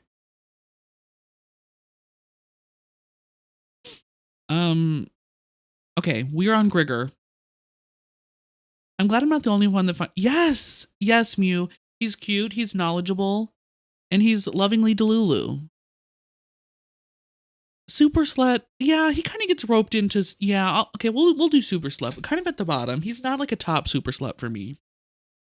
Yes, Veronica, this song is from Princess Diaries. Yes, it's iconic. Hi Bex, how are you? Dave on the top tier. So yes, Dave is, but he's kind of at the bottom of my top tier. I don't know. I like Tex better from that game. I've always said that, and I always will. So yeah. Okay, Ninja. By the way, I'm glad you're here. I had to rank Your Man as first date flop. I hate to expose you to the world for liking Tino, but I did have to put him in first date flop level because he's cute, but his personality is horrible. And I know that you're not a Nancy Drew. He's so low. I know you're not a Nancy Drew fan. But I had to break this to you. Nancy Derulo. Hi Skylar, how are you? Happy 9 months. So many stream babies today. So many stream babies. How are you doing, Sky? It's good to see you. Thank you so much for the 9 months.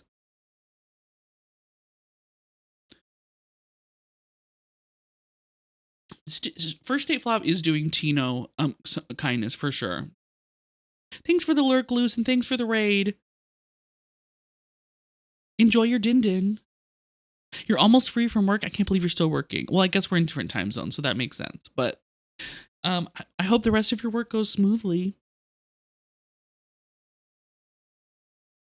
Okay, Thanos. Sorry, he's on I can fix him level to me. Just the way his voice, he's hot. This is like my type. I feel like this is like Colleen. This is subjective for me. Okay, this is subjective for me and nobody else.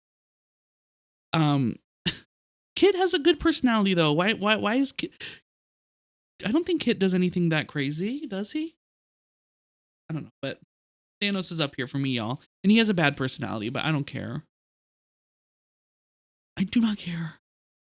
Okay, Soren. Guys, I find Soren extremely annoying, and I'm not going to front, and I know some of y'all love Soren, but he... Sorry. I have always thought he was annoying since the first time I played the game. And I also... I think Alejandro's definitely the number one. Okay, you're right. But once he saw me, Colleen, then he wouldn't try to ruin the wedding anymore because I was there. And he'd be like, oh, fuck Kyler. Andrew's here. So how are the two Frank Hardys in different categories? Okay, here's my explanation, Veronica. He's obviously cute, but he's in first date flop because he's in love with Nancy. And I find that out on the first date, and he's dating Nancy. But then in Kapu Cave, the way that he stands up for us, or talking to Johnny Kudo on the phone, is so hot. So he goes up, like, that immediately brings him up to here. That's the difference.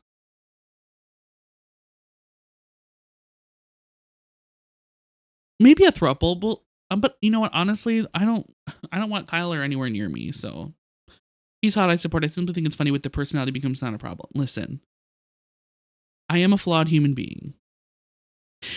You know what, Ninja? I don't know because he wasn't included in this. in this tier list. I'm not sure why Joe's not in here. That's a great question because Bud asked that earlier. Okay, can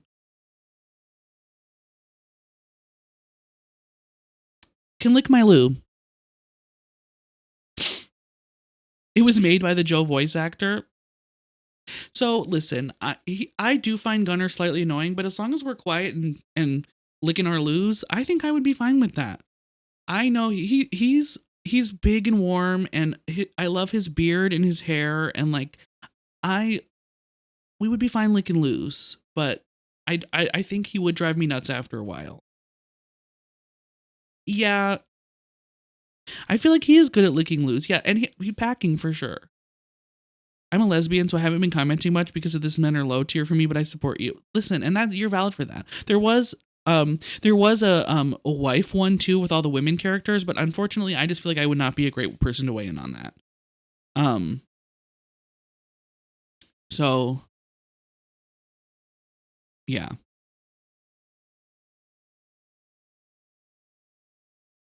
I think that's where we are. But yeah, he's up here. Maybe you should do the wife tier list. Hi Winella, how are you? Where's Henry Bollet? Henry Bollet is here. I know, listen, I know he's not on the top. But hear me out, Winella. Hear me out. Um, he just is like, I don't like how he acts in his relationship with Summer. Like he's like draining his bank account and stealing stuff, and I don't know. I feel like we wouldn't get along. I just feel like we would not be a match but I mean, he can lick my Lou. You know what I mean? Like he can lick my Lou, but I don't feel like we'd be a good match. He can stand up for himself, and yeah, exactly, Charlie. I support objectifying men as a bi who prefers women, and that's valid. Bud, oh my gosh, 30 stream streak. That's insane. Thank you so much for that. That's crazy, Bud. I love you so much. Thank you. Everyone close your eyes. Bud is streaking in chat. Hi Pius, how are you? You're doing bedtime. Okay, we're ranking the Nancy Drew husbands. So I'm doing them for my perspective of who I want to be my husband. So that's what we're ranking.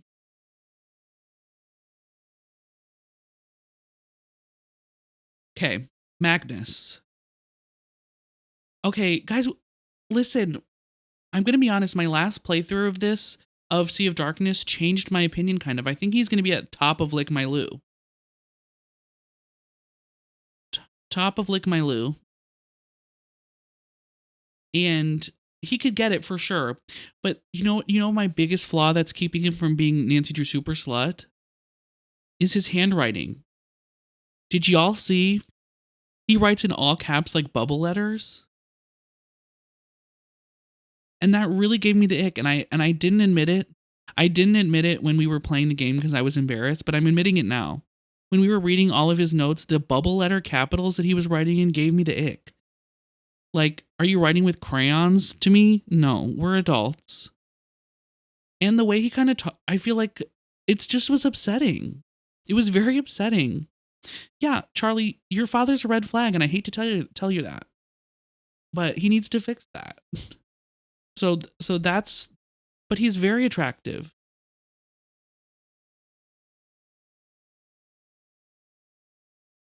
Maybe you should send your husband to a handwriting course, Pius, because we need to be able to write in 2025.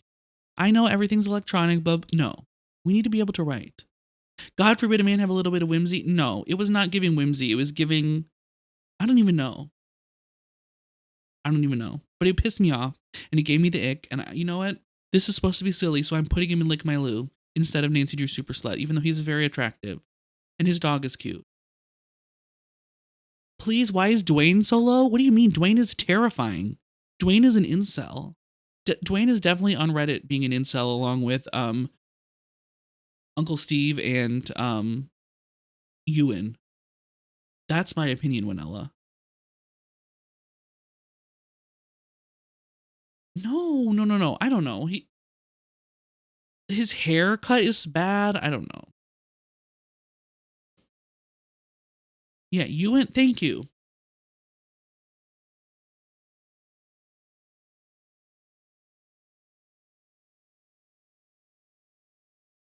That's interesting, Pius, that it's like they all have the same handwriting.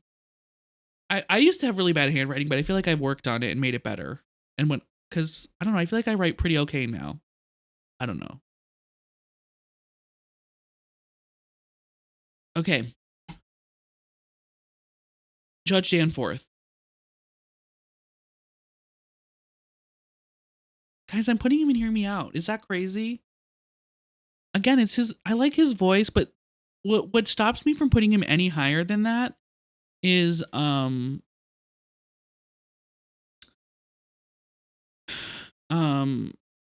what stops me from putting him any higher than that is like, first of all, his pants do not fit. His pants do not fit, and that really bugs me. And like, yes, and when he stands, it looks like he's. Oh, you know what? Actually, that really just reminded me of that seller. First date flop. Like, we're gonna be on a, we're gonna we're gonna be on a date, and then he's gonna poop in the corner like a toddler. No, thank you. With his pants that don't fit. Yeah, nope. Okay. I just threw up ass pose, literally. Like he's crouching in the corner pooping. Like I just can't. So we're gonna leave him there. Justice for Dieter. Listen, where does Dieter? Like I put him in Lick My Lou. Like I would fester that crank. Like I said earlier, I would. But he just, I don't know. Something about him, I feel like he just is too in love with Minette. And he kind of handles his relationships badly. I don't know. That's why he couldn't go higher for me. And then Dylan creeps me out for some reason. And I think he would only talk about himself on the date, not about me. And that would be hard. Vanilla, that was my opinion of being in first date flop. Okay. I think we're gonna rank Midnight in Salem Frank along with Kapu Cave Frank. Yes, Daddy Acres is definitely in Lick My Lou. But I didn't put him any higher because he has a dog, and I feel like the dog would not get along with my cats. So that's what the reason is. Brady, first date flop. He's not cute. The chicken outfit, mm-mm. He's full of himself. He's not really, no, like, no. Sorry, first date flop.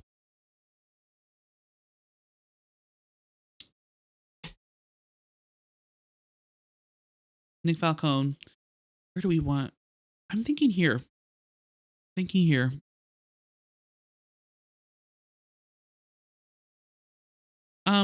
I'm sound in this.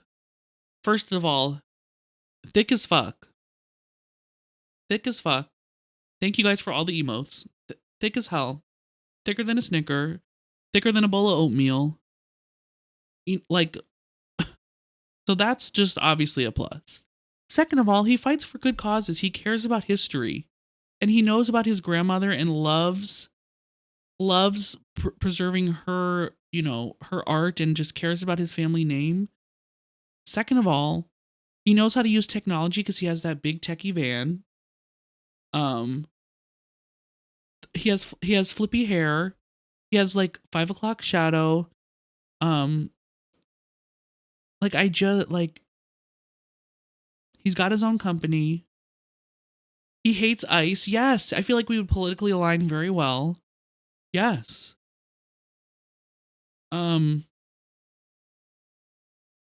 Except he made all those choices about the theater on his own without her, so cannot agree. Oh, I was for some reason I thought we were talking about Nick Falcone. I was like, what? But I see we're talking about Brady. So yeah, I think he's up here for me. He's got the tight t-shirt on that shows his pecs. Sorry to be crazy. Winella, the guy next to Enrico is Ewan from Silent Spy. The the incel that blows up the Nick Falcone literally looks like Mr. Pious. Pious, how do you drop this lore in the chat? I'm jealous of your I'm jealous of you. I wish I had a husband that looked like Nick Falcone. So this is it. Pious is out here flexing on us, being like, "Yeah, I got a hot husband. What do you mean?" So do we have justice for Pop? Ew. I'm sorry. I don't think. Listen, not you. That was a little aggressive. Pop, old men can be attractive too. That's not what I'm saying, but I don't know. Like, okay, this is going to be really disgusting, or this is going to be really insane, but I also say insane stuff all the time. I feel like if I tried to like hook up with Pa, he would just call me Ma the whole time, and then that would be really uncomfortable. You know what I mean? So he's just staying at the bottom. And that's all I have to say. Maybe that's crazy. My husband looks like a younger, hotter gunner. You guys, stop flexing your hot husbands. Listen, I won that man fair and square against the many young women at our college trying to date him. I locked his ass down. Hell yeah, I'm a brag. As you should, Pious. As you should.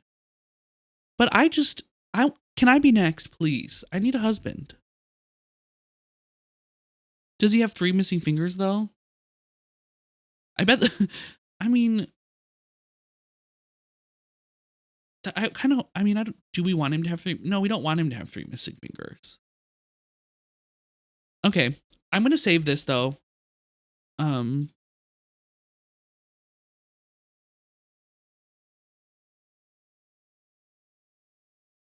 Just gonna put this over here. All right. Tier list 1 done, y'all. And I think it's time to crack open the gummies. 3 extra fingers is crazy. That's crazy, Charlie. But I see you and I hear you.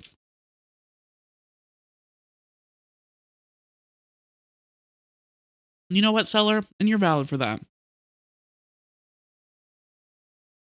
Unfortunately, Winella, I don't agree with you. Dave Gregory is cute, but Alejandro is the sexiest guy from the indie universe.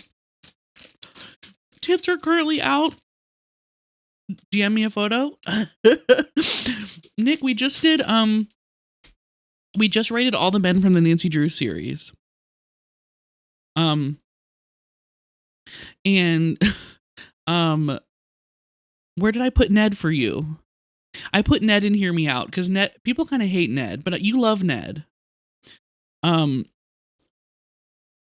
So I don't know. I like Ned because he's a nice boyfriend and very sweet, but has no backbone. So this is my male tier list for Nancy Drew. We got some great super slut options and ones that can lick my loo, and some hear me outs, first date flops, and then men I'm gonna tell him straight. Justice for Colin Mew. Colin will show you Tessera slides and feed you rotten sausages. Are we sure? I do wish we could see a 3D version of Ned. But I hope you're doing well, Nick. It's great to see you. I hope you had a great Friday. Okay. Amazing last category. I mean, that's what you have to do at these times. You know, in this day and age. He just wants someone to accept his rotten sausage, and I don't want to see it, Mew. I don't. He can keep that locked away behind that zipper. No, I'm just kidding. But I don't want to see it. Okay. So which tier list should we do next? Oh wait, we were gonna do the scored tier list next, right? I think that's what we were gonna do. Ooh, have so much fun at D&D. Hope all of your rolls go well. Well, you're not rolling because you're the leader, right? So maybe I hope all of your, I don't know how it works, but I hope the game goes well and nothing too crazy happens. Um,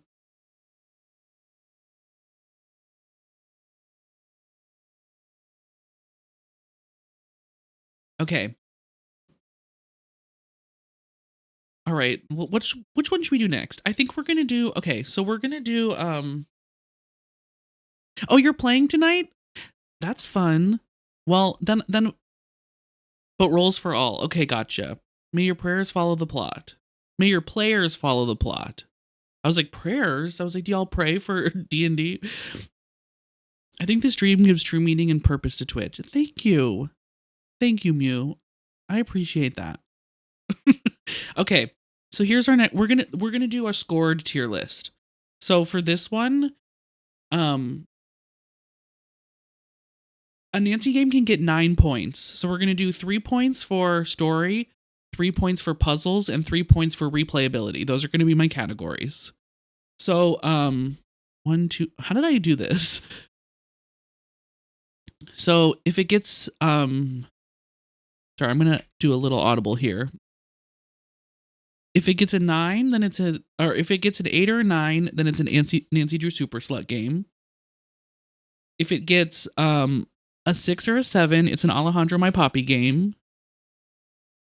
If the game can be fixed like Scott Varnell, it's going to be a 4 or a 5.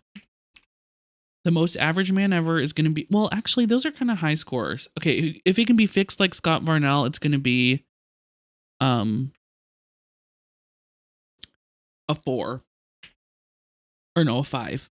And then if it's going to be the most average man ever, Colton, it's going to be a 4. Game created by Jane is going to be a 2 or a 3. And then a creaky grate noise is going to be a 0 or a 1.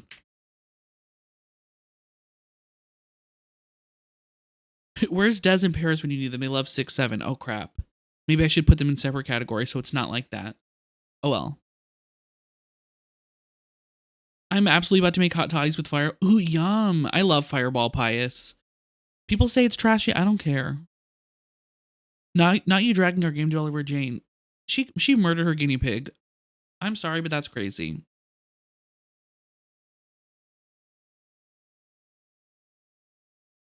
Fucking yes, Nick. Jane. She's at the bottom. She is. Jane is scary. That Chucky doll, no thank you. Okay. Lil Miss Fuck Ass Bob. Exactly. She started the Fuck Ass Bobs of the Nancy series, I would say. Okay. Nancy Drew Secrets Can Kill original. Now, guys, so this is what we're doing again. Same brain. Okay, so we're gonna rate. Remember, 3 points for story, 3 points for puzzle, and 3 points for replayability. Okay, so this gets a 0 for puzzles because there's no puzzles. This gets a 2 for story because it's. I feel like there's a good story in Secrets Can Kill, right? But it's not like there's not a lot. Maybe a 1 for story.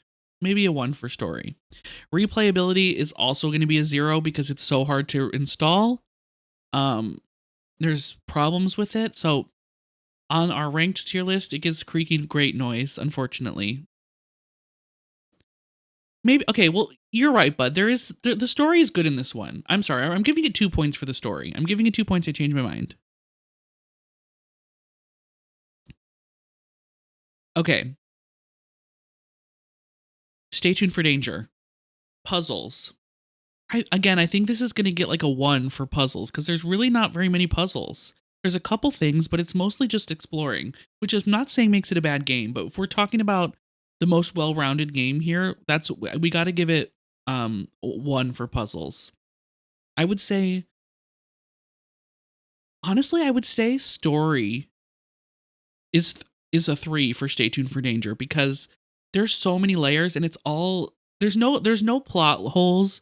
There's no like there all of it you can figure out there's a lot of really important like what I'm thinking about is like how you find out that Lillian is the one that does the poison chocolates, and Rick sends himself some of the like there's good flow, good like red herrings in it, and I think that really gives it a good story vibe. Sorry, my camera. So oh god, why is this like this?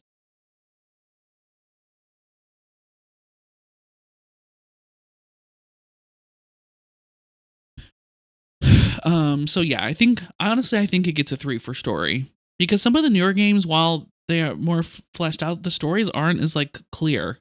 So I would say, oh god, why is this like this? I'm sorry, you guys. It's just driving me nuts.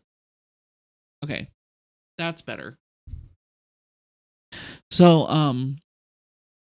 y'all just saw that move, didn't you?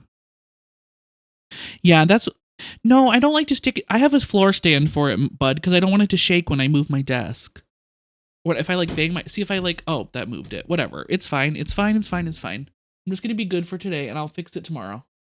That's on my to-do list for tomorrow. You're is it like I'm caressing you? Someone said that the other day when I'm fixing the camera, like, come here.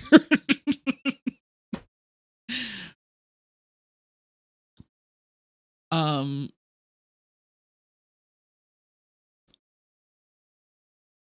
so, who said that KTR said that the other day.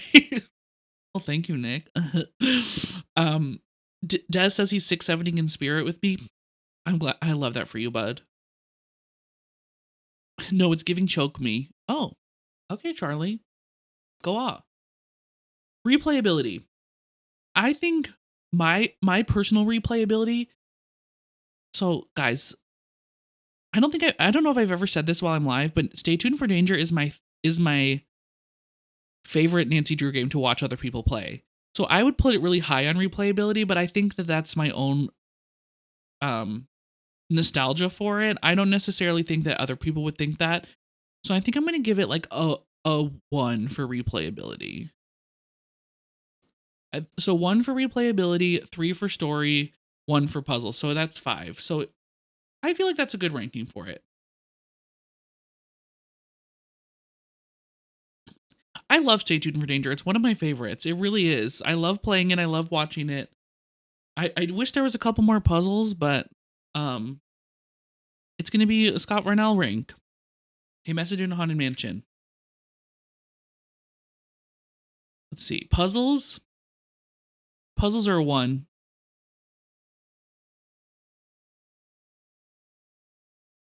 So after we finish this ranked, I'm going to do my personal opinions on them and show you guys what my tier list is, because this is not. I'm trying to do it kind of like objectively. No, subjectively, or no, objectively, meaning I'm not taking my own opinions into account. I'm just going by based off of it. So Stay Tuned for Danger will be much higher on my list. It will be much higher on my personal list, but on the actual rankings of the game, it's lower. That makes sense. We're doing objectively, subjectively, objectively, projectively. What we're just doing it. We're just doing it, and that's it. Hi Wyatt, how are you, King? It's good to see you. How are you, bestie? How was your Friday? Okay. Message in a Haunted Mansion. 1 for puzzles, because the floor puzzle is terrible. And then there's really no other puzzle things. It's more like, well, that's actually not true. I'm still gonna give it a 1 for puzzles though. I'm so glad it's Friday too, bestie. I am. I'm doing great. And I'm glad you're good. Piano and staircase. The piano. There's no piano. Is there a piano? Yeah, there is a piano. Sorry. Back up. I'm still gonna do 1. 1 for puzzles because the floor puzzle sucks so bad. Story. I'm gonna give story a 2. I do like the part about Lizzie Applegate, but the rest of it's kind of confusing. There's not really a whole lot of like, I'm dying to figure out what's happening here. It's just kind of like, oh no. Replayability, I'm going to also give it a 2. because, well, no, maybe I'll give it a 1 on replayability because I don't know, that one I can solve in like 5 minutes. I get bored. Yeah, I'm gonna say 1 on 1 on replayability, I think. Yeah. Okay, 4. The fire scene is good, but it doesn't really, I don't know. We're not rating it based off second chances. We're rating it based off of the game as a whole. Okay, Treasure in the Royal Tower. Story 3. Story 3 for sure because we have Dexter Egan and his past and the Marie Antoinette and everything. Story is a 3. Replayability, I think I'm gonna do like a 2 on the replayability because like it's fun to replay, but once you figure out kind of the big expose things like how to get into the library and how to get into the tower, there's not really much that's like challenging on a second playthrough. It's more just about being in the environment again. A second chance tier list would be so funny. I wonder if anyone's made that. If someone's made that, we can add it to the list. But I that would take me forever. I don't think I can make that really quick. Um so so yeah, so what are we at? We're at 2 for replayability, 3 for story, so a 5. Um and then for puzzles a 1, so 6. Cuz like there's really not that many puzzles in the game either. There's like the ones to get into the tower and like the yeah, I don't know. I'm going to say well no. Yeah. Okay. Hi Becca, how are you? I'm glad you caught the live too. How are you doing? It's good to see you, friend. Um Arglefump does have videos of all the second chances because I'm pretty sure I've watched all of them, all of his playthroughs of those.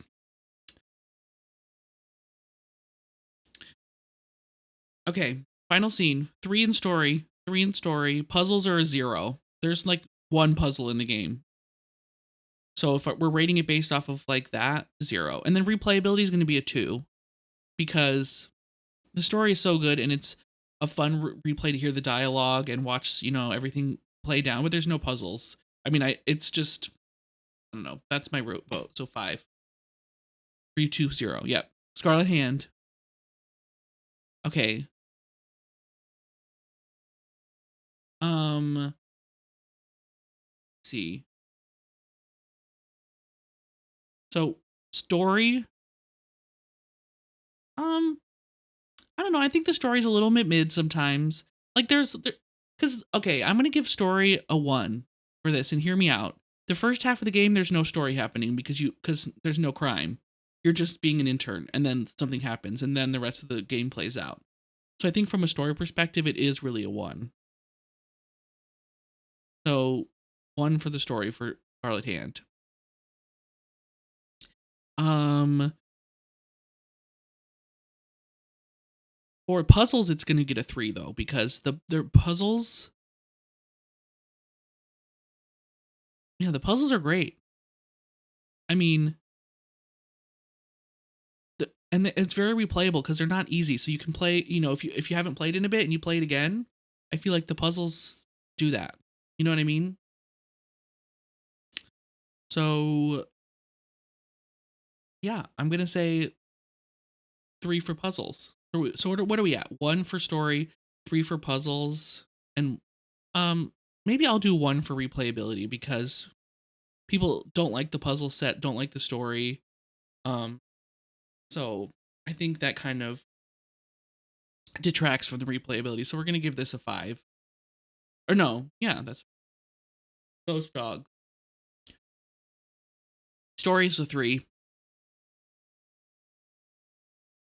I know I love that game, but a lot of people don't. KTR, that's her lowest game in the whole list. So I know other people don't like it. Seller for sure. We're Ghost Dogs. Puzzles are a 2. We're gonna give puzzles a 2 because it could be better. There could be a few more, maybe a little bit more challenging sometimes, but there's a lot to do in the game. Um, Story's a 3, and I would say I don't know, I honestly would say replayability is a 3 because the spook factor's there, it's good to play in the fall time, the characters are memorable, the story is so good, there's a lot that you can explore that's not necessary, like looking through all the, um, files in the, like, all through the files, they're, in the what is it? In the ranger station, there's so much to look at, like, in M's Emporium, so honestly, I think I'm gonna give that a 3 for replayability. So, 3 for replayability, 3 for story, and 2 for puzzles.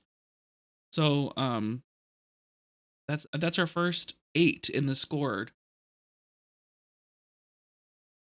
and it's really well paced, yes, I agree. Hi, Casey, how are you? Yes, they were scary. Becca, it's definitely scary. I mean, the beginning scene is very frightening for sure. I agree. Okay, on a carousel. Puzzles, um, mm, I don't know. I think I'm gonna say puzzles are a 1 because like a lot of it just feels like chores. Personally I really love this game, but if I'm thinking about it objectively this time, the puzzles really don't have to do with the mystery. There's a couple that are related to the story, but most of them are like fixing shit around the park. So, and the robot is really weird. As a puzzle kind of thing. So I'm gonna say puzzles are 1. Story is also kind of a 1 because it doesn't. I don't know. It doesn't feel very fully fleshed out. And replayability is a 1. I would say 2. I don't know if I like. We're gonna do my tier list, which is gonna be different than this kind of subjective one. But I honestly think I think 3, 1 for each.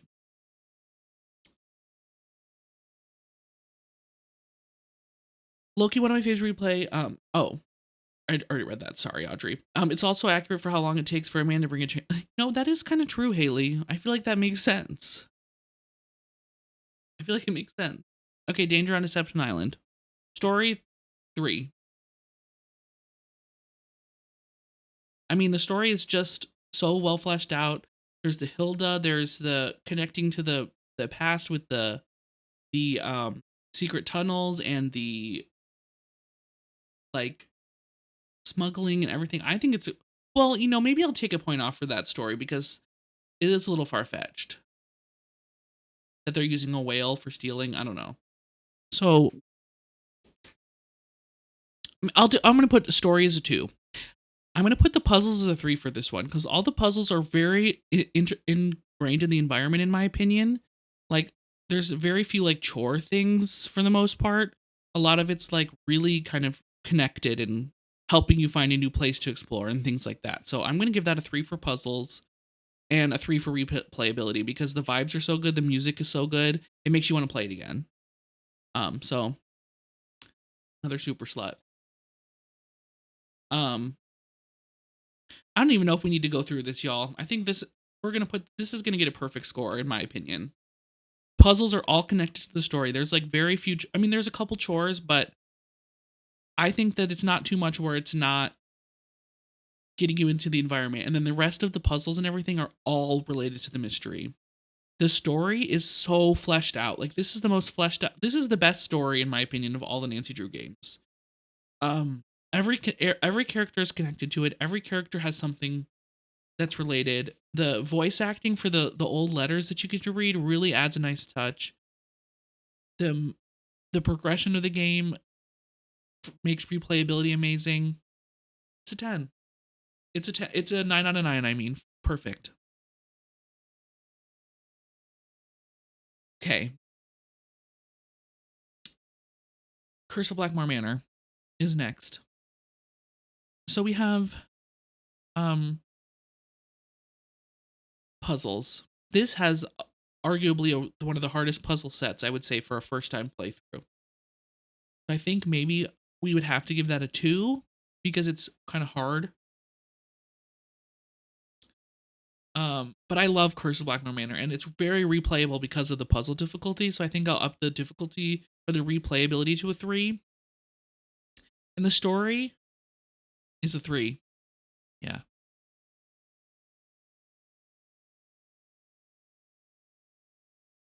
Maybe yeah, we're gonna say 332.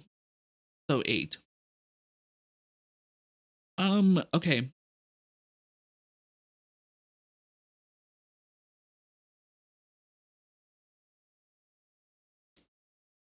Secret of the Old Clock. The story, I don't know, it's a little lacking. I like the Crawley's will and everything, but I don't know. To me, it just doesn't have a lot of depth. So I'm gonna say that would be a 1 for a story, maybe. Um, the puzzles are again. I'm gonna make the puzzles a 1 because it's all chore simulator. Like you are driving around that town doing errands for literally the whole time, and then you finally get a couple puzzles that are integrated into the environment. So it's a 1 for puzzles. I'm not saying I don't like to play it, but that's just. I mean, you're literally just driving around. Okay, and then so we have 1 and 1, and then what's the last category? What am I replayability. We could give it a 2 for replayability because there is a lot of stuff. You can play mini golf a lot. You could try to beat your score. You can fish a lot. I mean, there's kind of like side quests you can kind of do. You can run telegrams and do the stuff at the gas station. So I feel like there's kind of some replayability to it. So I'll give it a 2 for that. So that'll bring it a 4 average.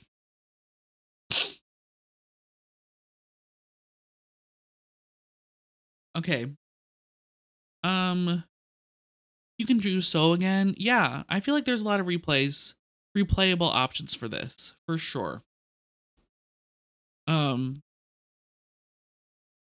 so yeah, that. Oh, sorry about that. What happened? That was strange. Um, okay. Um, yeah. All right, Last Train. Story 3. Puzzles 3. Yeah, top tier. I don't even and then the replayability is a 3 because it's such a long game and there's so many locations and yeah. Danger by Design. Let's see. The story, I like the story and I think Noisette Tornade, but like if I'm taking my personal opinion out, I do think it's a little bit disjointed. I feel like it gets a 2 for the story. Um the top the top and the bottom boys. Actually let's just go back to it really quick.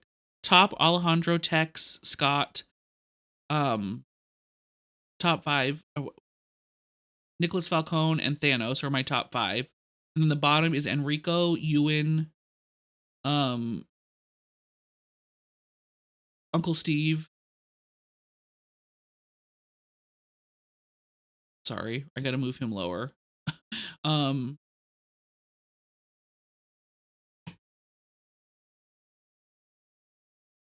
and Alexi are my bottom 5.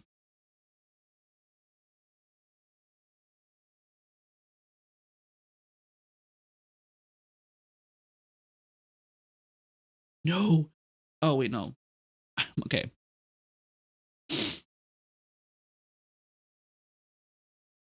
Oh wait, hold on. You're right. Johnny Roll definitely needs to be Roll. I agree. Sorry. I agree with you. Okay, he'll be in the bottom 6, not the bottom 5. I don't know. He just bugs me a lot. Okay, Danger by Design. So story got a 1 because it's really disjointed and weird. The puzzles I think are gonna get maybe a 2. Hi Ray, how are you?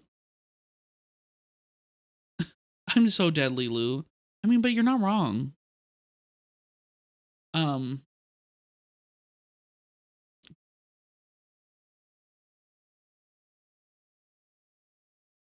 So okay, one for the story because it's disjointed. Well, I think honestly, I think a one for the puzzles because there's not really a. I mean, some of the puzzles are really cool that are related to like the location, but a lot of them are just doing chores for a minute, like the tea, the random like bomb thing, the buying items from the vendors, the painting, the photos for Dieter. All of that is all chores. It's not really related to the game. Oh my gosh, Ray, I hope you're okay. I appreciate you stopping by, but I best you are hoping for the best. I'm so sorry that you're not doing well. Sending you all the love and healing vibes, bestie.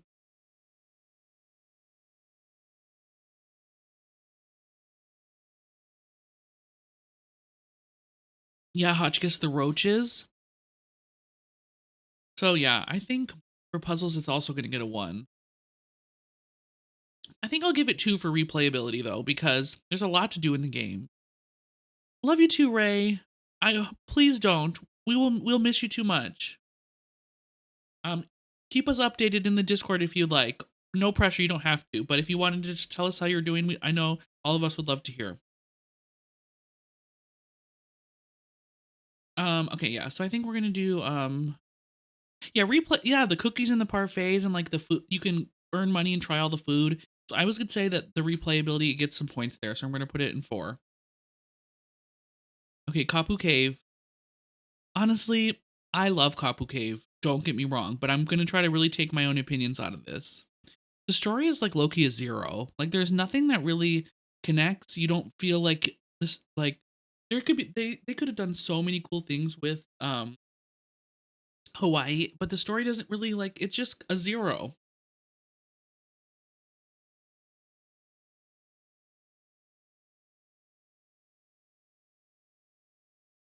Listen, we have to be truthful here. I this is and you guys remember, we're going to do after this one we're going to do the Nancy villains and then we're going to go back and do my personal opinions. So remember, this is not my personal opinions. This is objective. Hi Raspberry, how are you? It's good to see you, friend. I hope you're doing well. The other day I made so many necklaces and fished for all the vibes, not the story. See, I would say that that gives it some points for replayability. But again, the story is a zero. I'm sorry. And I think along that line the puzzles are a zero because they're all chores. It's not about solving mystery. So, going to go in 3. Listen, Audrey, again, we're talking about from a mystery perspective and how good the game is. I like Copper Cave, and I'm gonna rate it higher on my personal vibes tier list. I promise. But like again, think about it logically here. The story makes no sense, literally no sense, and then they have to info dump a shit ton, and then at the end it makes no sense, and all the puzzles are chores for Big Island Mike or Quigley. There's very few like explorative like oh we're finding out information. It's all just stupid. And then the ending puzzle sucks. For replayability, it gets a 2 because it's a great I like it. Like the Hawaii vibes are good. I like the volcano section. It's fun. It's fun to replay, but it's just not like a good, well flushed game in my opinion. Well, not even in my opinion. I just feel like, yeah.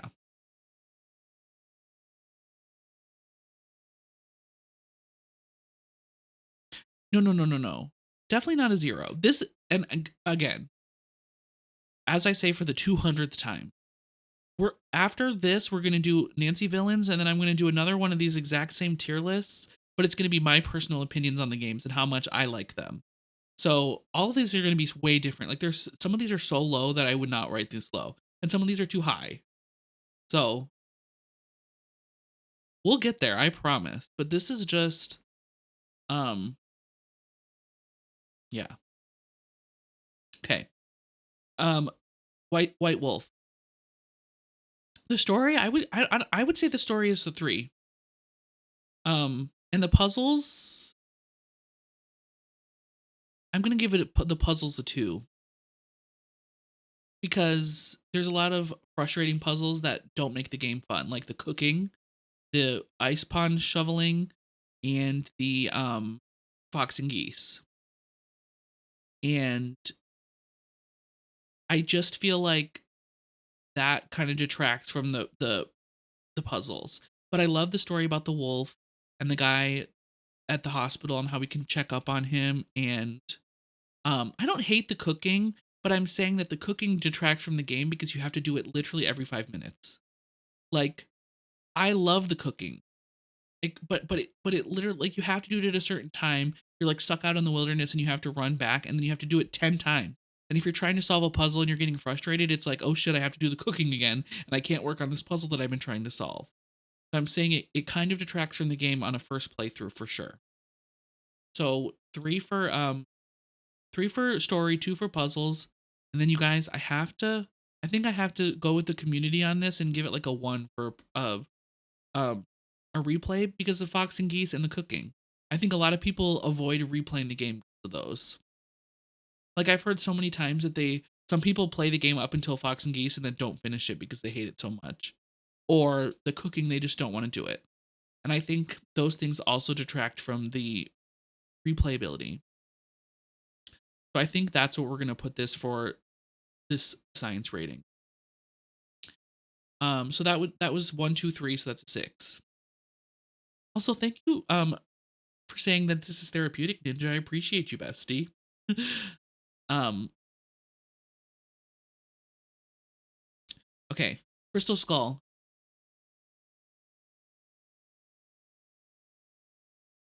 Hi, Anita. How are you? It's good to see you, friend. How are you doing? Happy Friday.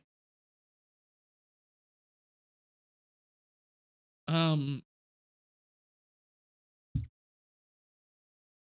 so yeah, now we're on Crystal Skull. Let me think. How do I feel about the story? How do I feel about the story for this one? How does science feel about the story for this one? Maybe a 2. I think so. Here's why. I'm going to say 2. The connection to the skull is very interesting. We get Hotchkiss. Um, the characters are good. We get to, like, yeah, but the reason it's loses points for me is because it's very far fetched and um the um it that game should not take place in one evening. Like, literally, that game feels like you're playing for like days and you're like, wait, this is one evening? I feel like it's that detracts from like the immersiveness of it because it's so like not realistic. What did I say? 3 so 2 for story. Puzzles, I would say puzzles are a 3 because there's not any really chores. They're all related to the mystery and trying to figure out what's going on. How many blunts did they smoke to come up? No, literally. Literally, Mew. I agree 100%. Um, so yeah, I think that's where we're gonna give it 3 for puzzles. And then what's the last category? Replayability. I would say it's a 3 for replayability, honestly, because it's a long game, and I feel like you can experience a lot of different things. Um, well, no, maybe a 2. I don't know. What do you guys think? 2 or 3 for replayability? Because I guess there's not really a lot of side quests that you could do to replay. It's kind of the same thing every time.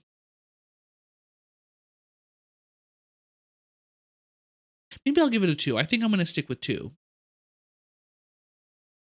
So I think it's going to go there. And the darkness. My eyeballs cry. I really like the Crystal Skulls aesthetic, though. I agree. I noticed that both games featuring the glorious Tina Bellucci are rated real high. Maybe time for another comeback to the world's greatest detective. Hi, Otterly. How are you doing? Um, I'm dead. Hey, Tino makes for a good story, I will say. Um, but yeah, this is supposed to be a subjective tier list. So I'm trying to rate them without taking my own opinions into account for the most part. So that's kind of what the vibe of this one is.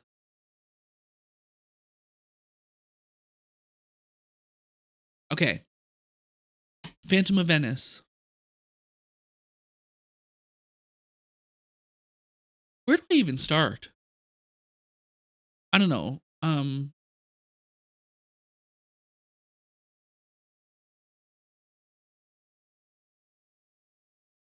I feel like, yeah, where do I even start?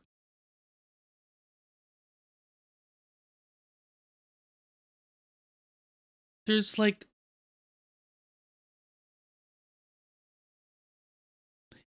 Hate the Wasps, also Hate the Wasps for sure. There's Punchy LaRue. I mean, I would say that this has a yeah, I would say this I mean, okay, Charlie, I'm trying not to let my opinions get into this because I agree with you, but I know this is a lot of some people's like top favorite game. And so I'm trying all the puzzles are related to the game. Like they're all about the spot, the spying, the learning how like they work on like the dark internet or dark web and stuff. I would say it's really high replayability because of Scopa and the dancing. There's a lot of side quests you can do over and over again. Um, so you guys will see how I rank this in my list, but for our science based list, I think this needs to be at like almost a perfect score.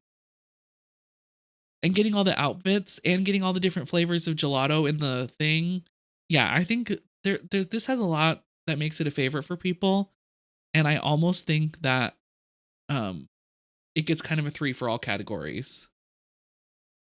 Maybe it loses 1 point for the tunnel puzzle at the end because it's so hard. Okay, Haunting of Castle Malloy.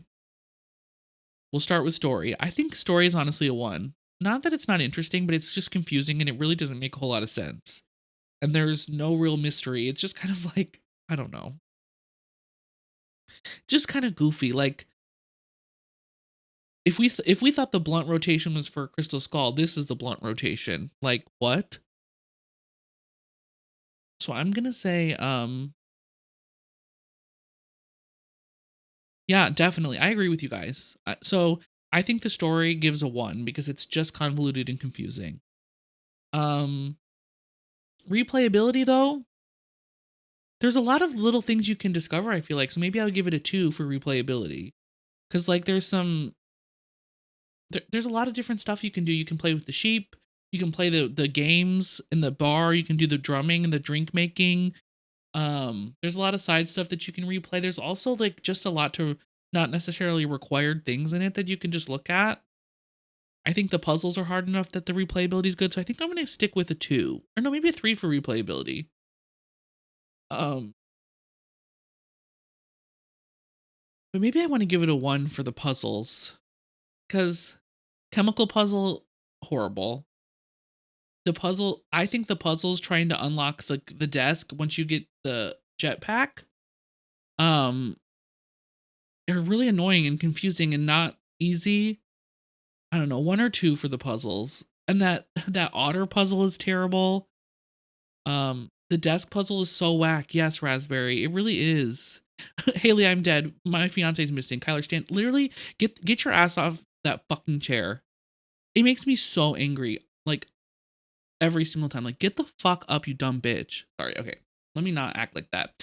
Okay, but you know what? I think puzzles may be a 1 in this game because a lot of them are not. I don't know, and a lot of them are not really connected to the story. It's just kind of like finding random shit. So I think we're gonna put that in 5. 5 points, 1 for puzzles, 1 for story, 2 for replayability. Um, Lights, camera, curses. Um, God, I don't know. I want to skip the dossier and come back. Um, okay. Ransom of the Seven Ships. Story 0. There's no culprit, no story. Um, Puzzle 0. The stupid monkeys are annoying, and the puzzles aren't for anything. You're just driving around an island doing nothing. Um, Replayability 0 because once you solve it once, there's no point in playing it again, and it's a bad game. Okay, cool. Um, Wonderful.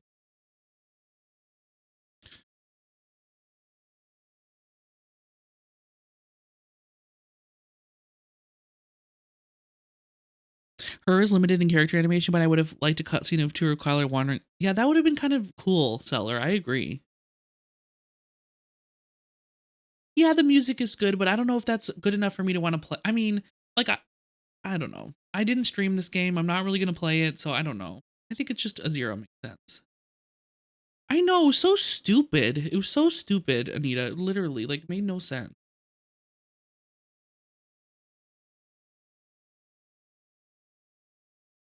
All right. I'm gonna come back to the dossiers. I want to think about those a little bit longer. Um, Warnings at Waverly Academy.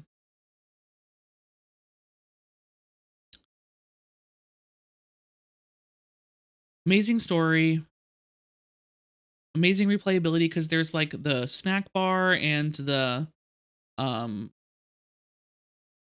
that computer game that you can play over and over again.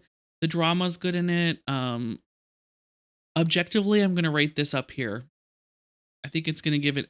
I think it's gonna give at least 3 points for everything. All the puzzles are connected. Or well, maybe I'll take 1 point off for the puzzles because all of them are doing the other people's homework, and that I don't like that. So I'm gonna take a point off for the puzzles. So it's gonna get 8 points. Air hockey. I forgot about air hockey and darts. You can play over and over again. Um, you can make fun of Leela's hairline. No, I'm just kidding. Okay. Um, Trailer of the Twister. Story. Story one. Is I mean, there's really not a lot going on. Like, it's pretty dull. Yeah, that's the great word to describe it, Anita. I would say the story's pretty dull. Um, Puzzles, I would also give a one because there's some good tornado ones, but most of them are chores, and like that's not typically a favorite thing of people. Replayability though, I'm gonna give it a high replayability because there's so much stuff you can do. You can do like so we're gonna give it we're gonna give it a 5 because the driving the driving is scary. Yeah, you can do the cloud puzzle with what's his name? I almost said Shorty, but that's not what I meant. Frosty. The Paw Pennies game is low key fun. You can do the circuits with Chase. You can get all of that special box in the store for $99. You can buy all the stuff. So there's a lot. And the mice, yeah. So there's a lot of replayability things that I think give it a 3 replayability, but the ones, the story and the puzzles are 1. So that's why we're giving it a 5. Okay. Secrets Can Kill Remastered. The story. I'm gonna say 2. Partially because by playing the game, seeing Uncle Steve gives it a little different, but it makes the game almost worse to me because you know exactly who's involved. Because why would they put a new character in? You know, like it's just like okay. So I don't know. I'm giving it a 2 for the story because it's a murder and like it's compelling. Puzzles, for this game, I'm giving a 1 or maybe a 0. Puzzles are a 0 because there's really no puzzles until just that ending chemistry puzzle that makes no sense. So 0 for puzzles. Replayability. I think I'm gonna have to give it a 0 for replayability too. I don't know. Mm-hmm. Yeah.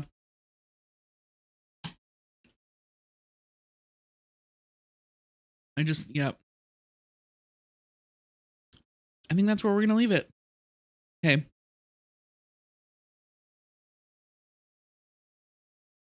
All right. Shadow at the Water's Edge. Oh, I didn't mean to put that there. Shadow at the Water's Edge. Story, 10 out of 10. Like 3 stars for the story, 3 stars for the puzzles because they're all connected to the Ryokan and they're all culturally related and there's a lot of cool stuff. So I would say 3 for the puzzles and 3 for replayability because you can do the pachinko parlor, you can do all the different like tasks with Takai again. You can do all the Sudokus and the puzzles from Rentaro, even though you don't have to do them. You can do Bento all the time. So there's so much replayability. The story is 10 out of 10, and the replayability. This is like perfect score. for in my opinion. Found letters from a dead parent win me over always. I know, it's so emotional, Haley. It's so emotional for sure. I 100% agree. Okay. Captive Curse. To me, the story on this one is like, I don't know, it's a little bit convoluted. Maybe a one, like maybe a one. Because yeah, there's the history about the girl that goes missing or whatever, but it's kind of like like okay, I'm confused about what we're doing. So I think it's going to be a one for that. Um I would say maybe a two for the puzzles cuz there's like um there's some good puzzles, like there's a lot of exploring around the castle, and um I think the security booth actually makes it really good, like a mystery kind of thing, because you can like spy on people and figure out stuff. And yeah, so I'm gonna give the puzzles a two. I think the replayability, I'm actually gonna maybe give a three. No, two, because there is replayability. Like you can replay raid, you can do raid, you can earn money to get all the like the treats. You can play monster with Lucas. You can try to get all the souvenirs in the gift shop. So there's a lot of replay stuff, but like raid sucks. And yeah, so I mean that, I guess that's my personal opinion, but try not to put too much of that in there. So one, what was I, 112 or 122? I think this makes it mid tier. Alibi and Ashes. Okay, guys, I really have to take my own personal opinions out on this one. I have to take my personal opinions out. I need your help. How are we feeling about the story? Honestly, the story is pretty captivating. Nancy getting locked in, getting accused of a fight of the story is a three. Nancy being put in yeah, okay, I think I would take a point off for puzzles though. I think I would take a point off for puzzles because some of them are a little weird. Replayability also a three. Yeah. You guys are right. Okay.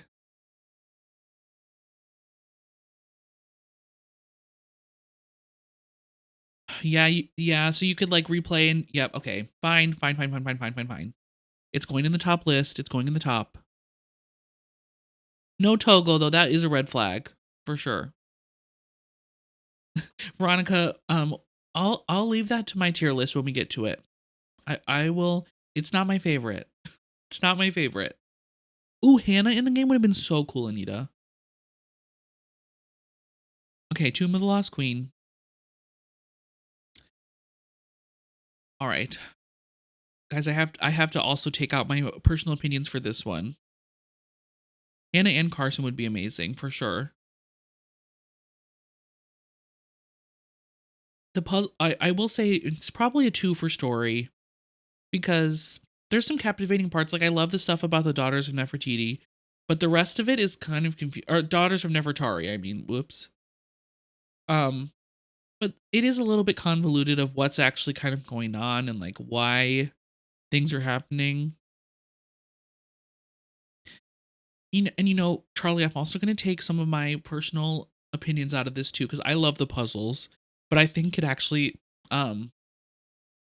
Nefertiti's out exactly. I think that the I think that the puzzles are actually more of a two, not a three, because very repetitive, and there's some that are hard. And then the last one of the last puzzles doesn't. There's like a logic error that doesn't make sense. So while I love them very thoroughly, I don't think that other people do. So I'm trying to take myself out of it. So I think I have to give it a two for puzzles because of the repetition, and then replayability.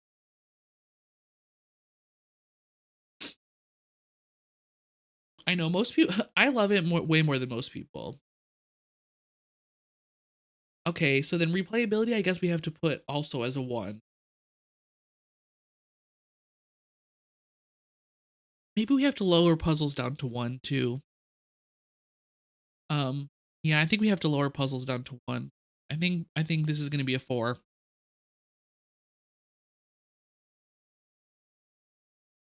Yeah, yes. For our scored tier list, Ninja, we did Curse of Black Banners in the top rank.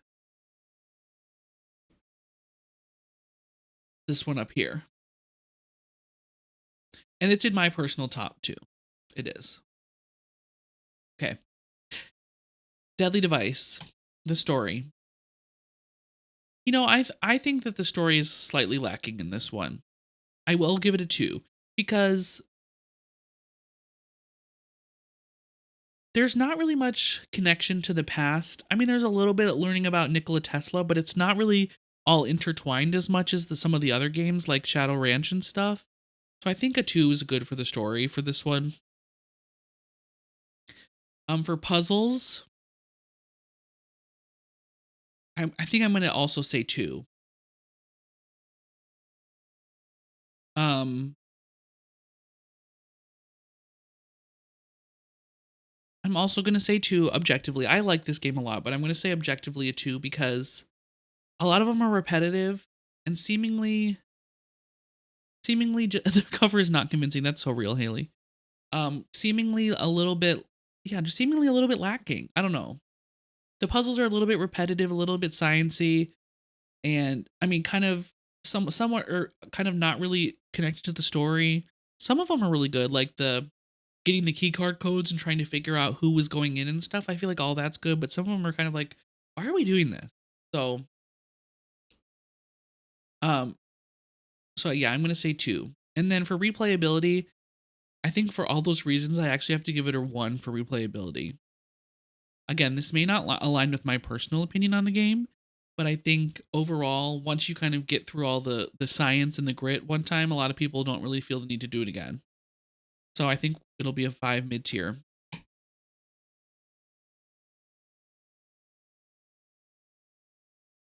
You know what? That's kind of a good point, Seller. That may have made the game a little bit better. Okay, Nancy Drew, Ghost of Thornton Hall.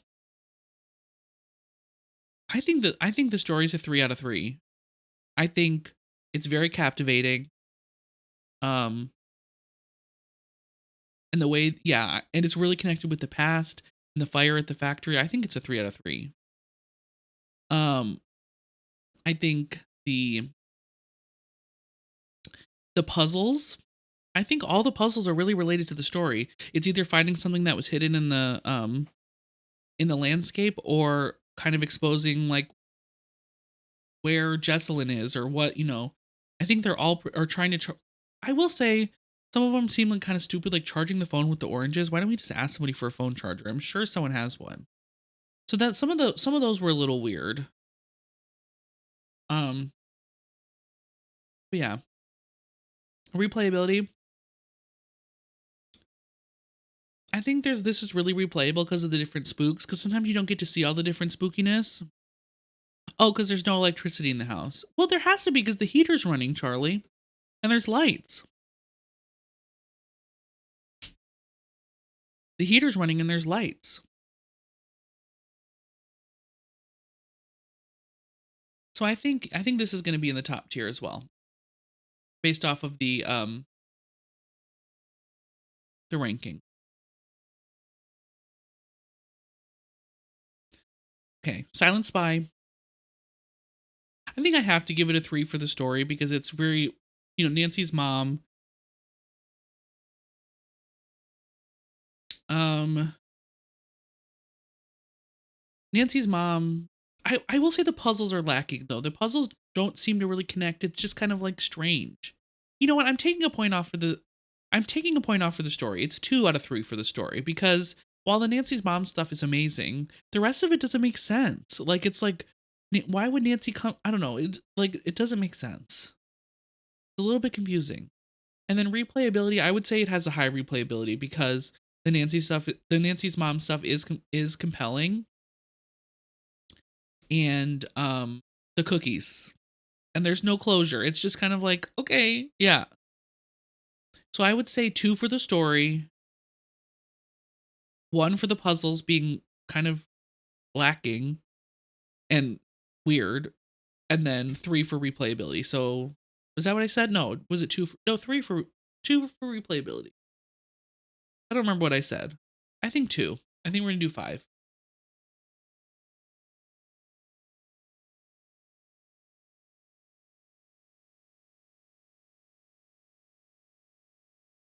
Why were not reserves? No, literally, exactly, Haley. It makes no sense.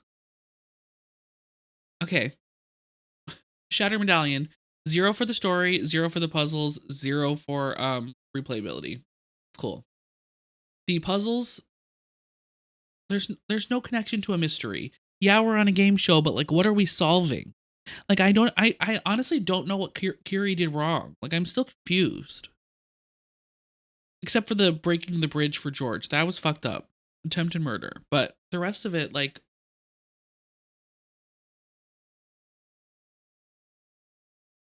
so yeah, 0.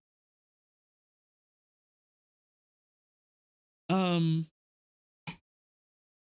Alibi or Labyrinth of Lies. The story is a 1, unfortunately. I like that the more we learn about her mom, that it felt weird she was such a super spy, but also preventing global disease outbreak. Like, please, she would not be the sole person cracking down on that. You don't need to say sorry, Salah. That's a good point. I mean, sometimes those things are unrealistic. Like, yeah, there would be like a whole team of people, not just like some random woman from the US would be doing that in Scotland. You know, it's kind of strange. So the story honestly is a 1 for Labyrinth of Lies. I think it had potential, but like the set doesn't make sense. And hey, Rachel, how are you? The visuals eat, but the story is mid. Exactly, exactly. So I think from the story perspective, we're gonna give it a 1. This the set pisses me off too, Charlie. Um, the puzzles, I think I'm gonna have to give the puzzles a 1. Not because they're not fun or enjoyable to figure out, but it doesn't make sense to the story. You're not really solving anything. You're doing random things that wouldn't be on a movie set or a play set, but that's underground. It's really stupid. And replayability, I'm actually gonna give this a pretty high 2 replayability, I think. Because there's a lot to do. You can like you can do all the art if you wanted to. You can there's a lot of different like trophies and stuff you can get. So I think I'm gonna give it a 2. Or no, maybe I'll give it a 1. Because like the art puzzle isn't that I'm gonna give it a 1, sorry. The art, no, 2. I'm going with 2. We're doing 2. So it's gonna be a 4. Um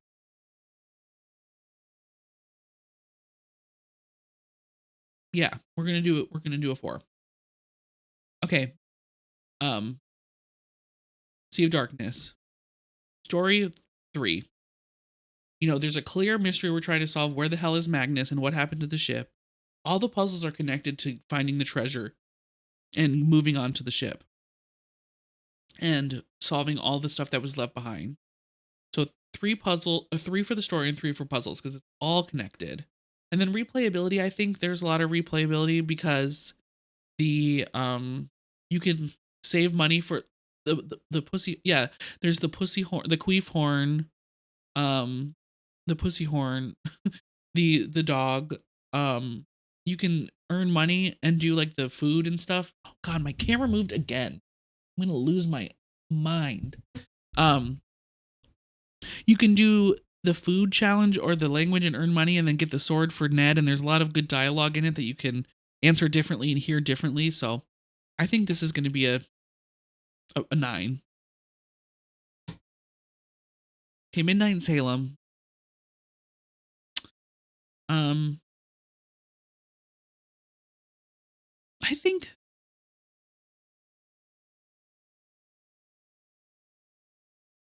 I love it is kind of funny in a weird way, Rachel. I agree. Midnight in Salem. Okay. Let's see. So I mean the story, let's think. I don't know. I think the story is like low-key pretty good, if I have to be real. Like, I mean, I think I would give it a 2 for the story. Because there's some kind of plot holes, but for the most part, I mean, like it is a little bit captivating trying to figure out who burned down the town hall and how it connects to the past and like Lauren. the parts about Lauren wanting to keep her home and all, I don't know. The story was not bad, so I think I'm gonna give it a 2 for the story, but the rest we're gonna give zeros for, unfortunately. And again, this is not my personal opinion. This is we're gonna objectively rank it. So 0 for puzzles and 0 for replayability. Because a lot of people, I have some hot takes about this game that I think will come out in my tier list. But if I'm thinking objectively and thinking about the community, it definitely is a 0 for the rest. So 2, maybe a 1. I kind of see what you're saying. The story is all over the place, veers off. You can't solve it at all.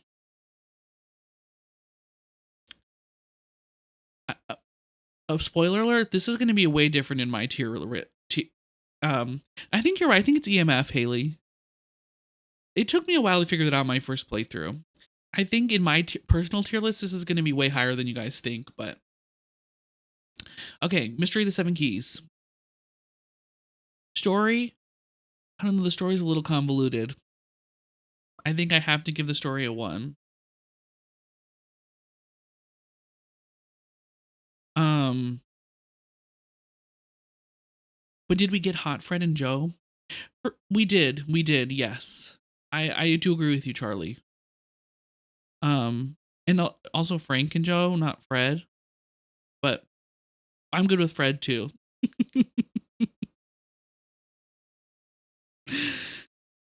um,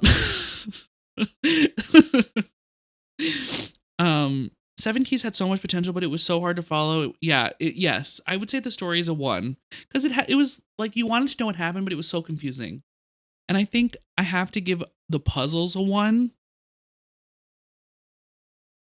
as well because there's a lot of good puzzles that were hard to solve, but there was not enough exposition in the game to figure out how to solve the puzzle. So like they were infuriating. You can't name a puzzle. The safe puzzle, the little like sundial puzzle thing, the crown puzzle, the candle puzzle. There's the wall puzzle, the fuck ass gem pizzle. There's a lot of puzzles in the game. The clock puzzle. So I think that there was like, so I think I have to give it a 1 for puzzles because there wasn't enough information. All the alchemy stuff, it all could have been so good, but there wasn't enough exposition in the game to show you in the right direction. So, and then replayability. Replayability, though, I'm actually going to put this maybe 2 points for replayability because first of all, you can do the latte art over and over again. You can do you can look for all the cards and stuff. And yeah, I don't know. Maybe I'll do a 1 for replayability. I don't know. Because it is clunky in a long game and the puzzles are frustrating, so you may not want to redo. I don't know. Maybe 1. I'm going to give it a 3 points. 1. Okay, now that's all of the main line. Now we're down to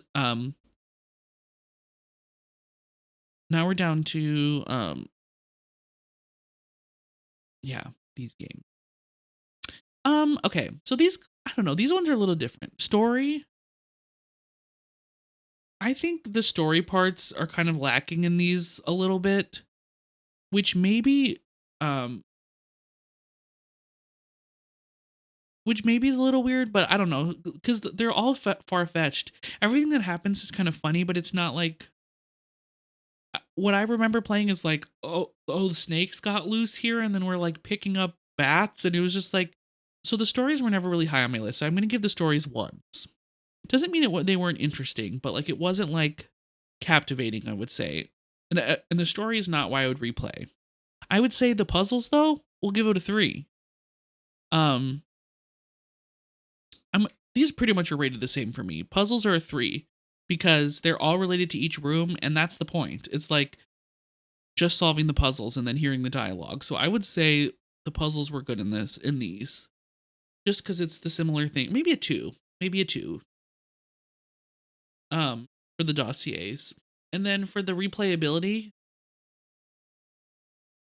maybe a 2. I, no, 3. I'm gonna give I know that's a high score, you guys, but they're to try to get the high score and to do all like the mini games and everything and try to see the special endings that you don't get unless you get the high score is a lot of work. And you could try it over and over again. So I think replayability is a 3. So honestly, from like an outside perspective, I think these are like 6s. 1 for the story, 2 for puzzles, 3 for replayability. 6.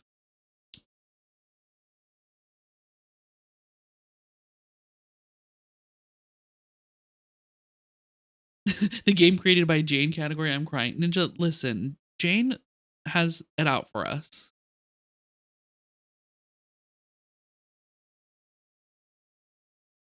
Okay, what do we think? Do we think? How do we feel about the scored tier list, the subjective tier list, or the objective tier list that took my opinions out of it? Do we think we did an objective job, or do you think that I gave too many of my opinions? Because I think next I'm just gonna do mine really quick. So this is objectively. I don't agree with a lot of these ratings, but this is what. Yeah. Okay. So now we're gonna do my opinions really quick. um. So I'm gonna save this first. Objective. And then we'll end with the villains.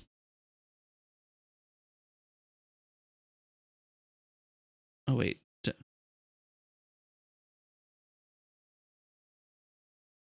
do I download it? It let me download it before. Okay, here we go.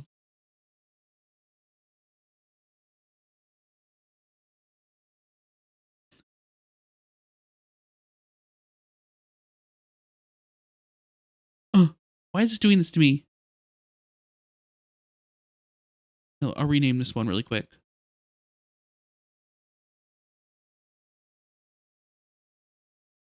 Rename. Ooh.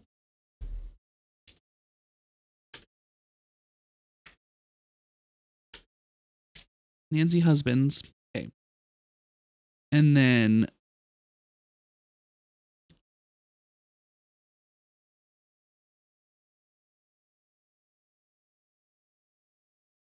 scored tier list.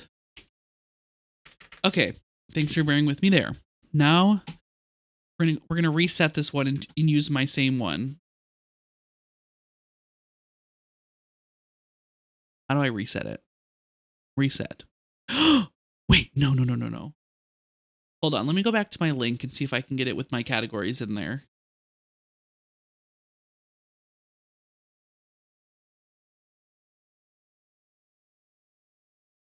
There we oh.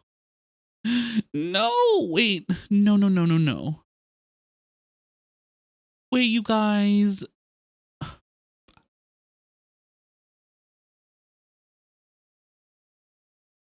I want my categories back.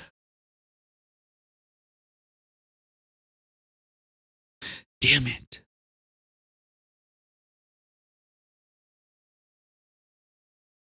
Okay, well, because what did I have? I forget what I had. Let me pull up the screenshot of the one that I did. And I'll just make it match really quick. Okay.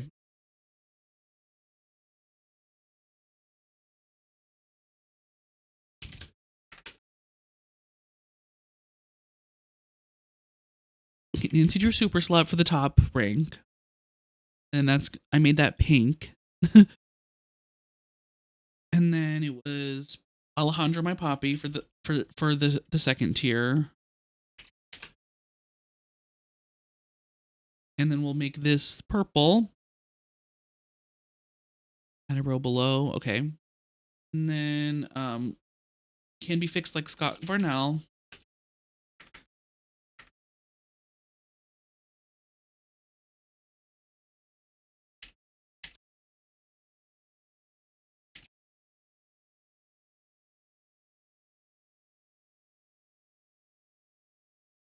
Oops. Sorry, my headset's driving me nuts. All right. And this is going to be blue. And then the most average man ever, Colt. Colton, the most average man ever.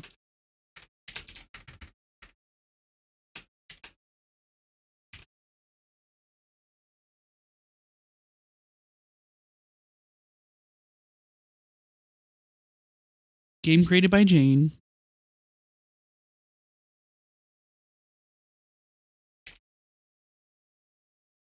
And then great nice. Right.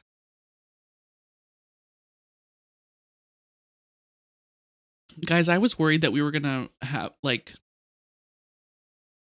be done too early, and we're already almost 4 hours in, and we still have the villains tier list to do on top of this one. So we're gonna be fine.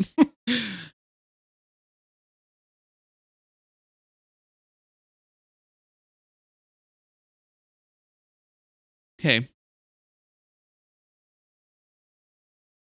All right. It took 4 hours. Oh my gosh. That's crazy, bud. I've never done a tier list before until today. So, all right, everybody.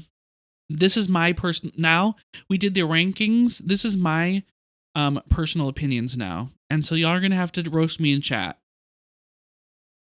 Secrets and Kill Original. This is going to go up to B tier, or can be fixed by Scalejandro. Or can be fixed by Scott Vernell. Sorry, I combined the two. And listen, the music in this game is so haunting. It gives the best nostalgia vibes. And there's even if there's no puzzles, there's so much to look at in all the walls. And I think the characters are so captivating. Like Hal, I don't know. They just all have their own thing. And there's something about the game.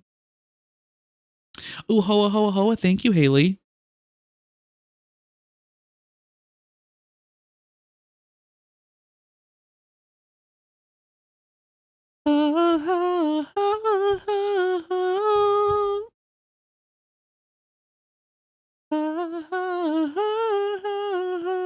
The color scheme does match for sure. Thank you for redeeming, Haley. I appreciate you, bestie.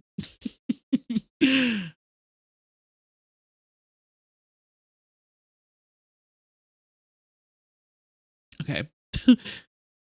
I appreciate you. And it does match the color scheme for sure. Now, there's something so nostalgic about this game. Even with the CD switching, it just feels like early 2000s gaming. And it really is high on my list. Higher than most people. Okay. Stay tuned for danger. S tier. The pictures of real people intermixed with like the fake ones is so iconic. The dialogue is iconic. The way that they move their mouths is so iconic. I love the list. I love watching people react to the goofy dialogue and like the weird triggers and the bomb explosion that has no puzzle solution and you just have to guess until you get it. I love this game so much. It's so replayable and it's one of my favorites.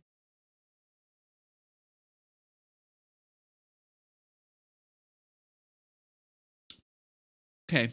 Message in Haunted Mansion. It's given average. I don't want to see you, Serena. The bad acting, yes. Hi, Juliet. How are you? But it's so good. I don't want to see you, Serena. I love that, Anita. They're just fun. They're just, I don't know. It's just a fun game. I like it. Sorry, Kelsey, but listen. The story is stupid. And like it bugs me the whole time that Rose and Abby are not lesbians together. And then they are like closeted, but then they just make they make no smart decisions for the whole time. They don't even hire a contractor, and it's like, yeah, you're things are going wrong because you didn't hire a licensed contractor. Like, what is wrong with you? Their insurance is stupid. But it's not the worst game ever. Like, I love the fire scene and the seance and the listen, my child, to this story of dreams. Great. But I don't know. It's so lacking for me. It just doesn't have, like, I feel like I beat the game in 3 seconds every time I replay it because there's just nothing. There's just nothing. So it's very mid tier for me. Okay. First one in Alejandro My Poppy is Treasure in the Royal Tower for me. I love Hotchkiss. I love um Mr. Egan. There's so many like earworms from this game that I say all the time, like, it's too dark, I should take the elevator, or okay, Mr. Egan. And there's the towers. Okay, maybe I'm actually no. I think I want to keep it here because I don't rock and roll, dear. Yes, there's so many good things like that, but like where it lacks for me is the replayability a little bit. Like I have fun playing it on stream with you guys, but like if I'm by myself, I just feel like there's not that much to replay. Like once you figure out how to get into the once you know figure out how to get into the library once and get into the tower once, it kind of loses a lot of magic to me. So that's why it's not all the way I'm up not on sure if I super can slot. make it. Oh wait, but there's the good Okay, second here chances. goes. Okay, actually, I think I changed my mind mid tier list. I forgot about the second chances. I think I changed my mind mid tier list. You don't come for me. I changed my mind mid tier list. Okay, I'm putting it in there. Sorry. Final scene. Yes, yes, Sam, exactly. Um, okay. Final scene has a great story and a great venue, and it's very captivating. But the puzzles really, really bring it down for me. You really goofed up. That's a message in a haunted mansion, Haley. um, but the puzzles, there's no puzzles. Like there's like 3 things to do. The rest of it is just Nancy yelling on the phone. And I don't know, that part really tracks it down for me. But it's also the ending scene um is so panicking, and I do love the press conference too, Veronica. So personal opinion, it goes in Alejandro My Poppy. And it's too quick. It's too quick, Anita. I agree. Okay. Here's where my hot takes probably are gonna start. Um, Alejandro, the puzzle set in this game is perfect. There's so many good things. You learn so much. I love the puzzles. It's so replayable. Poppy Dada is iconic. Henrik is iconic. Hunchback of Notre Dame Joanna is annoying, but it's she is a good character in the game. I love talking to Franklin Rose on the phone. His voice is so sexy. Sorry if that's creepy, but I swear. I love talking to Franklin Rose on the phone. Um yeah, I don't know. This game is like one of the longest games in my opinion. And it's early, so it has the charm and Semper Ubi Sabubi and Prudence Rutherford and Poppy Dada and the ending is so scary. Yes. So it's on my top. It's in my top. The Hunchback of Notre Dame Joanna? No. She hunches over that microscope and never moves once. And we're setting up the whole museum for her. Okay. Oh god, this is so hard already. Because I want to put all of them in S tier.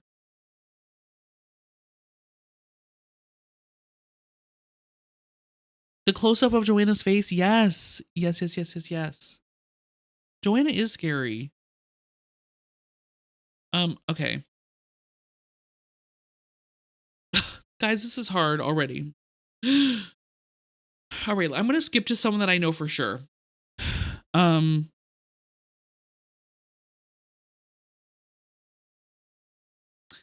guys, I'm sorry. Secrets Until Remastered is in great noise for me. They made it worse. I didn't like the remaster. I would rather play the original one any day over the remaster. So it goes into great noise. The other great noise game is, well, Shatter Medallion, which I feel like we kind of all agree, except MLMs and some other. I think Susie likes this game too, but no gun, no drug, creepy detective edition. Well, there is a gun in it, but we don't get to hold it. He just points it at us. I don't know. Yeah, it's a flop. Okay.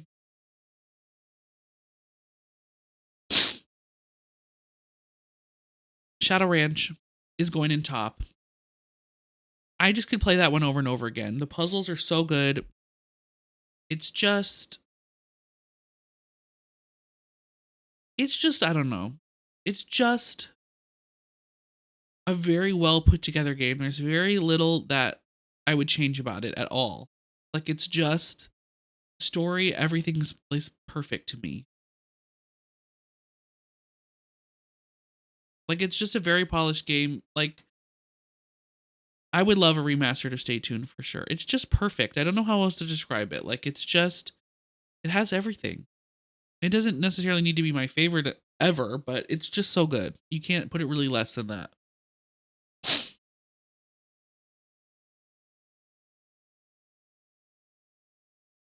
Okay, we're gonna go back to Ghost Dogs, I think. I'm stuck between putting Ghost Dogs and Alejandro My Poppy at the top, or if I should put it up here. Because I really no. I think the nostalgia really takes this one for me, and I think I'm gonna actually put it above Treasure in the Royal Tower. And maybe no, I'm gonna put it below that. I where this one would I do have a couple things where I wish there was some more a couple different puzzles in this one. There's good puzzles, but some of them are a little bit like too easy. I don't know. But just the story of this one, the characters are really good. It's very spooky and like they did a really good job with the spooky vibes but not making it outright scary. I don't know. And you're valid for that, Seller. We all have different opinions. I just think I don't know. I love playing. I've played Shadow Ranch the most out of any game, and I still love it. So it was the first Nancy game I ever streamed too. So okay, Ghost Dogs is gonna be in the top. Haunted Carousel. This is high for me, you guys.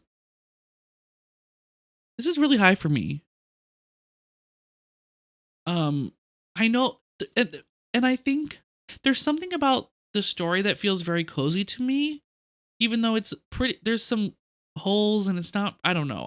For me, it feels very nostalgic, and I love like the hotel and like the amusement park, and I love Harlan, and I love.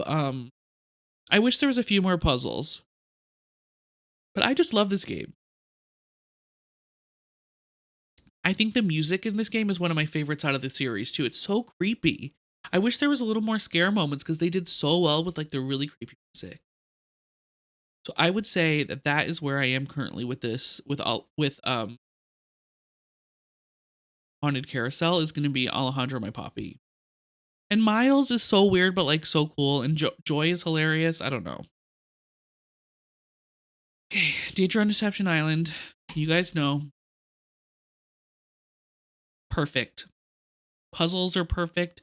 The story is so good. The scenery and the music is good. I just love really everything about it. Maybe sometimes I wish a couple of the puzzles were a little harder, but perfect. Just the way she says stuff, Veronica, is so funny to me. Like I'm not saying she's funny out like haha funny, but more funny like, I don't know.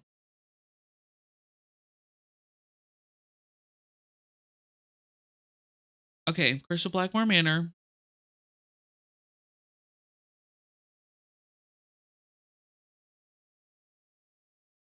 No, maybe I think I'm gonna put it. Yeah. No.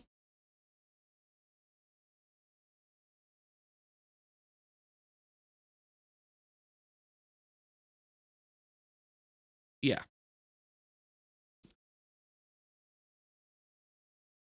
Um, it's just the puzzles are so replayable and the story is so good.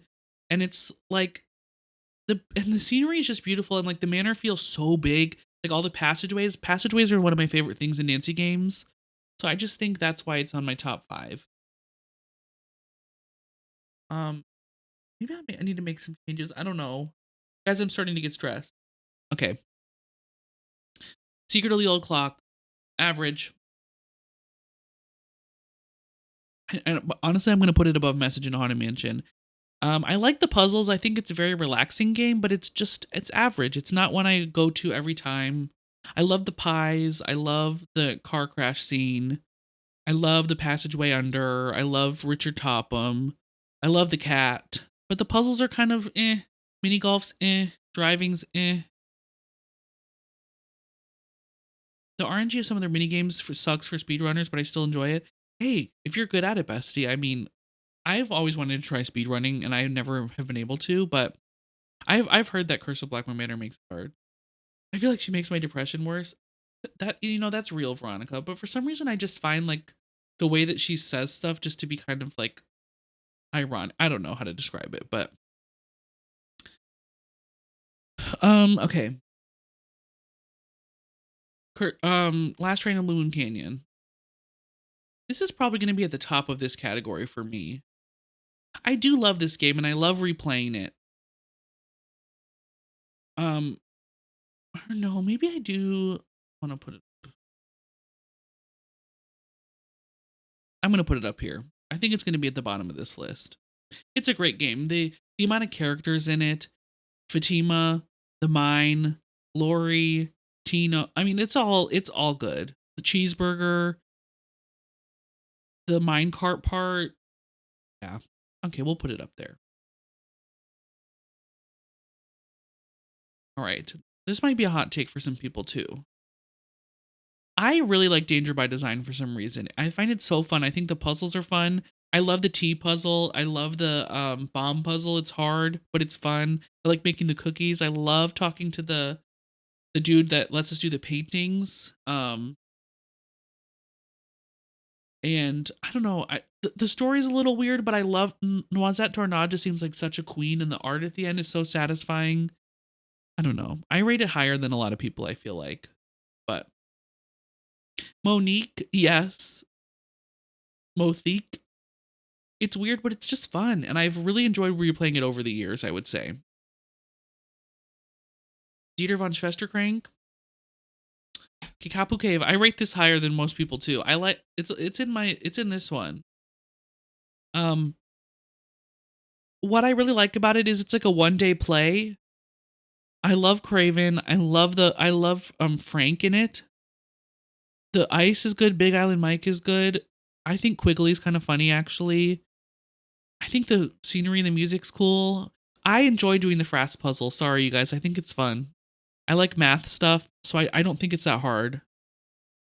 Um, and hi, Cody. How are you, bestie? It's good to see you, friend. What's going on?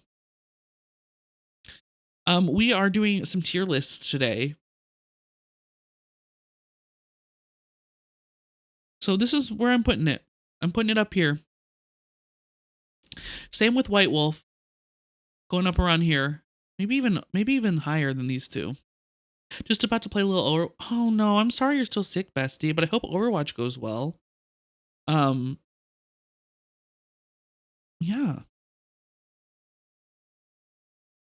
I feel like just everyone's been getting so sick, and like people are getting sick multiple times, and I'm sorry, bestie. I hate that. The concept of me doing the same tier list solely based on their cover. Okay, but I've seen people do that. Do you want to see the tier list that we did? I did we ranked the Nancy Drew husbands, so all the men in the game, I ranked them by how hot they are. So I mean, we did that too. But right now, this is and we're gonna rank the villains next. But right now, I'm doing my personal opinion on my favorite games.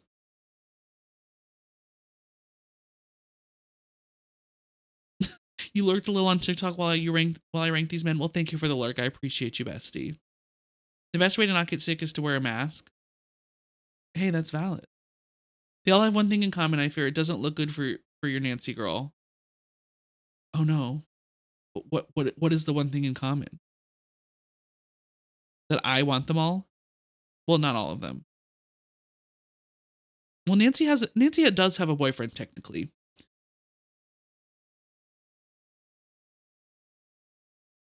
Go back to them? Okay, I will. before I accuse Nancy of something. Okay.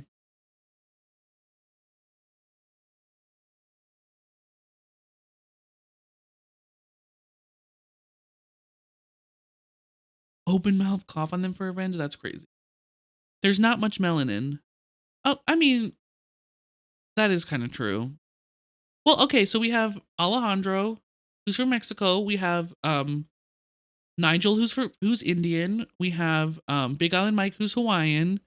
We have um where's Lamont? We have Lamont. I mean, there's a few. We have Rentara, who's from Japan. We have Ranger Acres.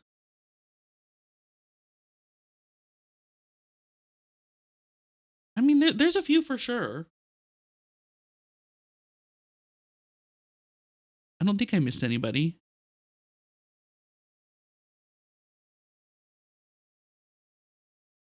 Hey, we have you know what, Cody? I do have to say that this character right here is a white man dressing up as a Jamaican man, so that's why that game has been removed from the website. This guy, oh, this is Enrico Tazza. He's Italian, and he is my nemesis, worst nightmare. So, you know, I guess maybe you're onto the racism thing, but no, literally, literally, I'm not even joking.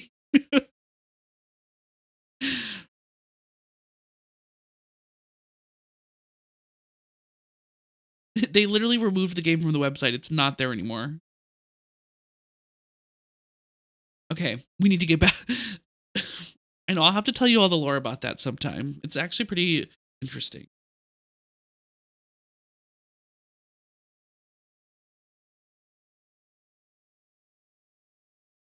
Okay, Crystal Skull.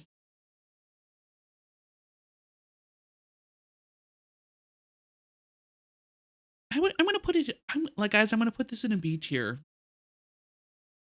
The concept of discussing blackface in video games with Olivia Rodrigo playing in the background is sending me. That is crazy. And you know what? I'm thinking of that TikTok that's like, um, the guy. You know what? Never mind.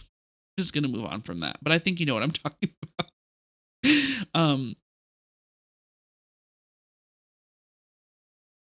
Okay. Okay, guys. Here's why I'm putting this in the mid tier. There's just something about it where I just don't feel myself wanting to replay it. Um, I just don't feel myself wanting to replay it. Like, I don't know. This is all based off vibes, but I just don't want to replay it. So that's why I'm putting it in the middle. And that's what I'm going to do. Owen, if you're listening, please look away. I don't like Phantom of Venice, you guys. I mean, it's not terrible. It's worth a replay sometime. Um, and the eyeballs are so much work. Yes, I agree. Punchy LaRue is my favorite part of Phantom of Venice, but the puzzles suck. I hate the diamond stealing puzzle. I hate Scopa. I hate the the sewer puzzle at the end. There's not much I really like about it. I like the Italian part when you get to do like the spy work. That one's cool. But I don't know. I don't ever really find myself wanting to play the oh my god, the Tessera puzzle. Ew. The sewer puzzle is so stupid. Like, oh, and the fucking pigeon thing literally made no sense. I was so, oh my god. Yeah, no. No, no, no, no, no. It's just I don't know. And Margarita drives me nuts. So I don't know. It's just never been a fave game for me.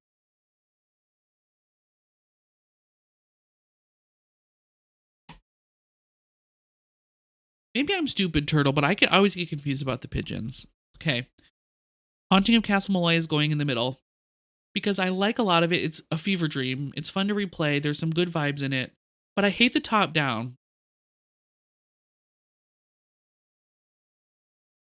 See, I'm glad JCat and I agree on that because it's just, yeah. I don't, the top down walking really bugs me.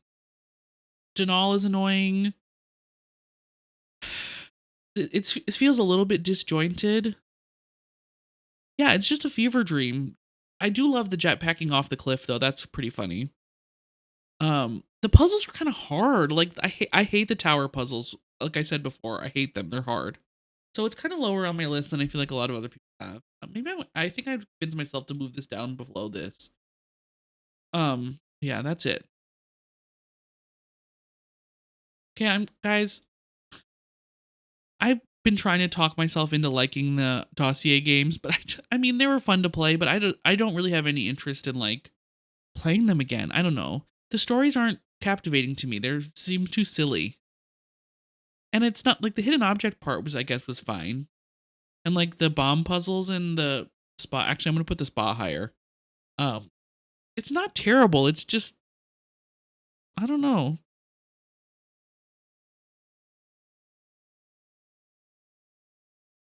That's where I'm putting the dossiers for me is lower.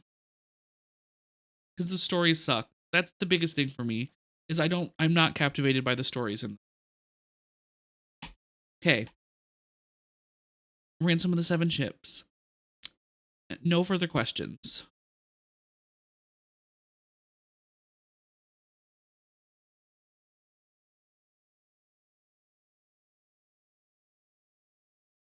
Okay. Um okay guys, I need everyone to breathe in and breathe out really quick, okay?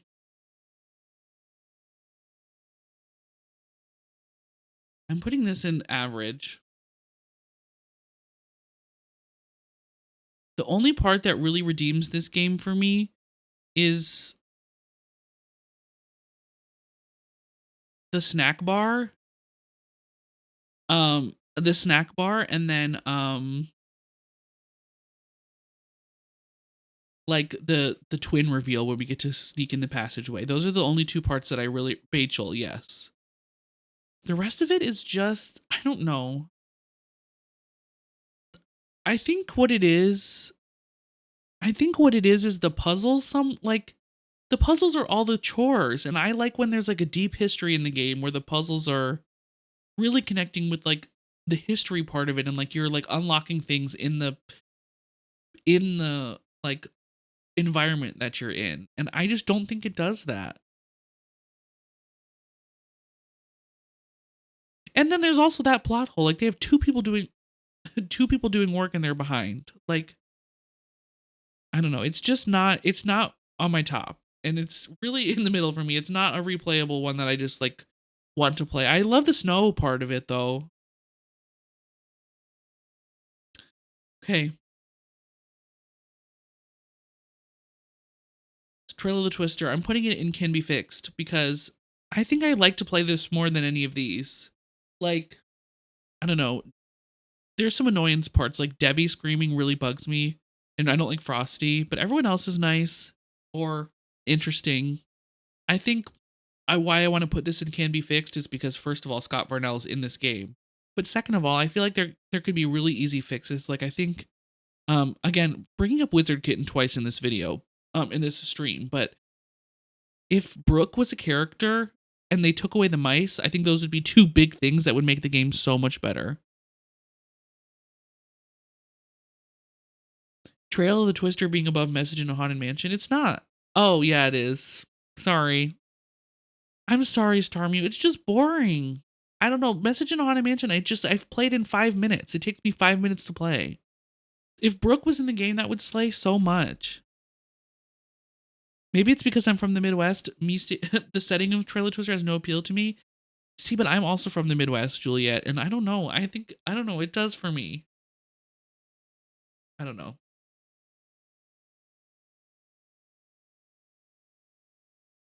There's something about the game that I like better than all the other ones below it. Okay.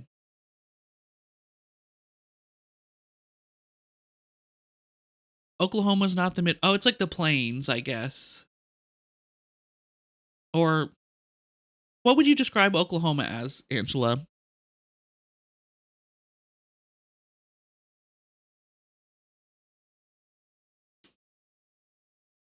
This one is going to go here for me.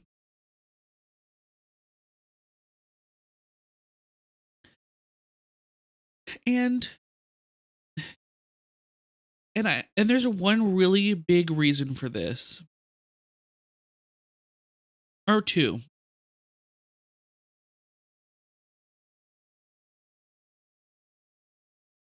I really wish they gave more information on how Kasumi knew. And maybe this is something I just don't know, but how does Kasumi know she's gonna die and leave all this stuff behind for them? Like, there's like I know that's why there's like a theory that maybe it was like suicide and not like or sewer slide or whatever, and not like just an accident. But I don't know why she would leave all this stuff behind in a safe and there would be all of that. Like that part of it really is confusing for me there. The second part of it is the voice acting really is upsetting to me. Like, they had the opportunity to hire some really cool Japanese voice actors and really make it a great game, and like they flopped that so bad. And it really detracts from me playing the game. Like, I'm like um they don't not the characters don't say the names right. Like, Takai is horrible as a voice actor, and so is Yumi. It's just that part is really kind of really bad for me.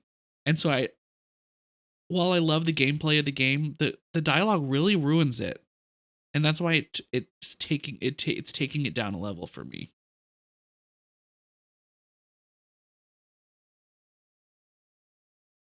So that's it. And that's my review of Shadow at the Water's Edge. This is why you don't just talk to the characters, but you have to talk to the characters. You can't play the game without talking to it. Okay. Captive Curse.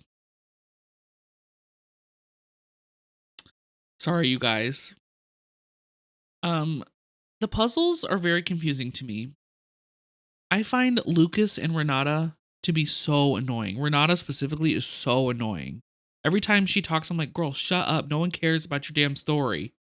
I don't know. She really bugs me. Um, the saving grace of this game is Marcus. I love Marcus. As a phone character, he's iconic. But like this was the last Nancy game I'm pretty sure I ever finished. Like, because I couldn't figure it out. I just was so like Renata's such like I don't know. It's just I hate Raid. I hate Carl. I'm not captivated by the story, and it's just Renata sucks. Renata really sucks. So that's why it's in D tier or SAB, yeah, D tier. All right, guys, it's time. Alibi and Ashes is also D tier for me.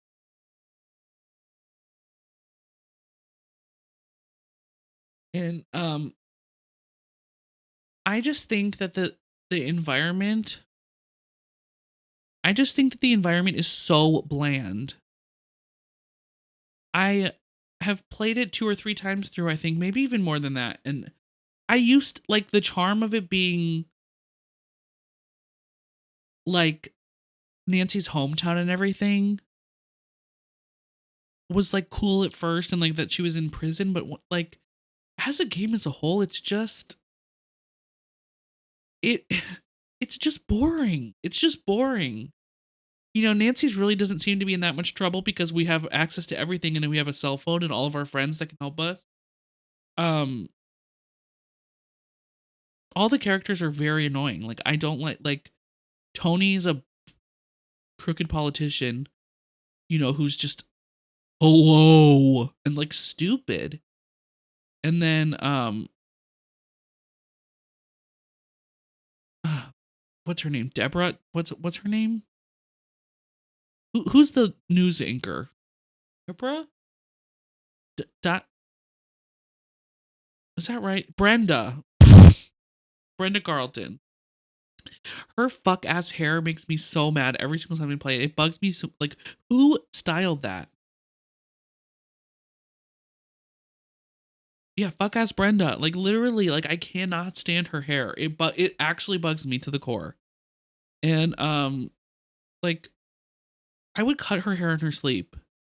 And then yeah. The saving grace of that game is Chief McGinnis. I will say I do like him in the game. Alexi, I said this earlier, I find him very, very obnoxious. And the tunnel puzzle is stupid. I don't know. Deirdre, okay, Deirdre is also a saving. That's keeping it out of the F tier. Deirdre and Chief McGinnis. That's my vote.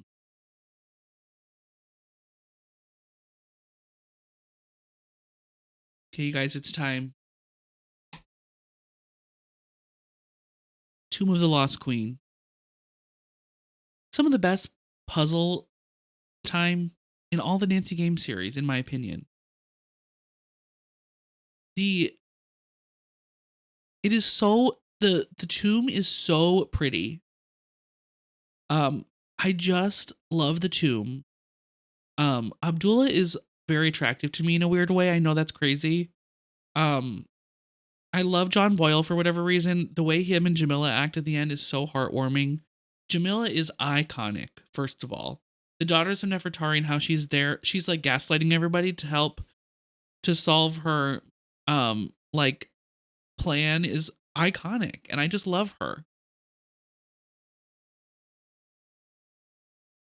I think we all were. And it's so replayable because the puzzles are difficult and there's a lot to explore, and it's just like, I don't know, and the tomb is so big, like you're constantly unlocking um a new area of the tomb, and there's the cats in it. Um One thing that does detract from it for me is Dylan. I don't like Dylan for whatever reason. Lily is like a hateable character, but in a good way. Like, I don't like Lily, but it's fun to make fun of her. No fair! And yeah, I don't know. It's just, I really like the game. A Hunkaroo. I mean, I don't think he's ugly, but he just kind of bugs me. His personality bugs me. The bacteria in tombs, I didn't even think about that, Haley. I didn't even think about that. Why did you put that idea in my head? You're ruining the game for me. No, I'm just kidding. But I really like that game. I like it. And also a side note is that um when I was really having a hard time like a year or two ago with some mental health things, and I was trying to start therapy, and it was just a really bad time, and I watched a playthrough of that game, like Gab Smolder's playthrough of that game one night that I was having a really, really tough day. And I just remember that day so much, and like I really, and for some reason watching her play that game really made me feel a lot better that day. It just it like, I don't know, I just didn't feel as alone because I was watching that game. So there's also like just unrelated to the gameplay why it's my favorite because of that. Like it just um I've watched all of Gab's playthroughs, but for some reason that one I just really, it really helped me on that day. So um yeah, and I also played this game with my sister. We ordered Wingstop and we played the game, and we played the whole thing in one day. And like we were both like about to die at the end of it because it's so long. So I don't know, there's a lot of personal memories. There's a lot of personal memories with that game, as well as things I like about the story. Thank you, Charlie. I appreciate it. I agree, Juliet. It's yes. But thank you, Charlie. I am doing a ton better since that day, and I love you so much. Thank you. But I don't know, that just affects my opinion on Tomb of the Lost Queen. So that's why it's my favorite. Um okay, Deadly Device. This is going to be, I think, at the top of my Alejandro My Poppy list, or the second one. Because the puzzles are very replayable. I don't know. I like the puzzle. The puzzles are really good. I like Brian and Ellie as characters, and I like listening to Nico's things. But I find Mason and Victor and Greg kind of annoying. But I love the snowy atmosphere. I like the feeling snowed in the lab.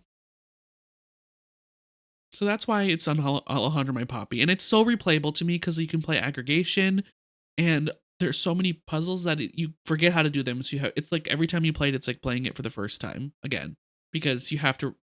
You can't remember everything. There's too much, so that's why it's high up. There could be more to the story though, and it's high pressure because of like the murder. You know. Yes, checking the Nancy Drew games at the library out of at the kid is the best, Lilu. It literally is.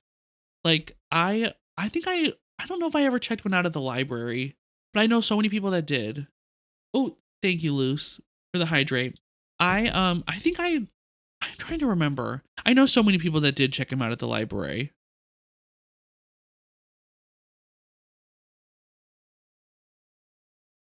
I think I checked out Wii games at the library at some point as well. Okay. Um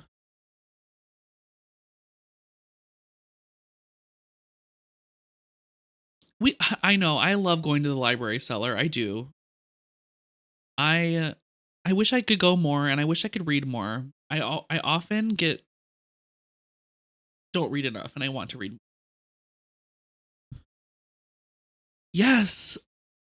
I love checking movies and CDs out of the library too as a kid. I just the library feels so warm and cozy. I would love to, one of my dream jobs is working in a library. Like if I could quit all my jobs and money wasn't a problem, then I would work at the library, I think. I think that would be very relaxing and calming. And I think I would love the little library. I feel like there would be like stupid little library drama and I think I would love that. Like there'd be like someone didn't you did not index this book correctly, and I think that like I think there would be the like somebody didn't return this book. I think that would be so fun.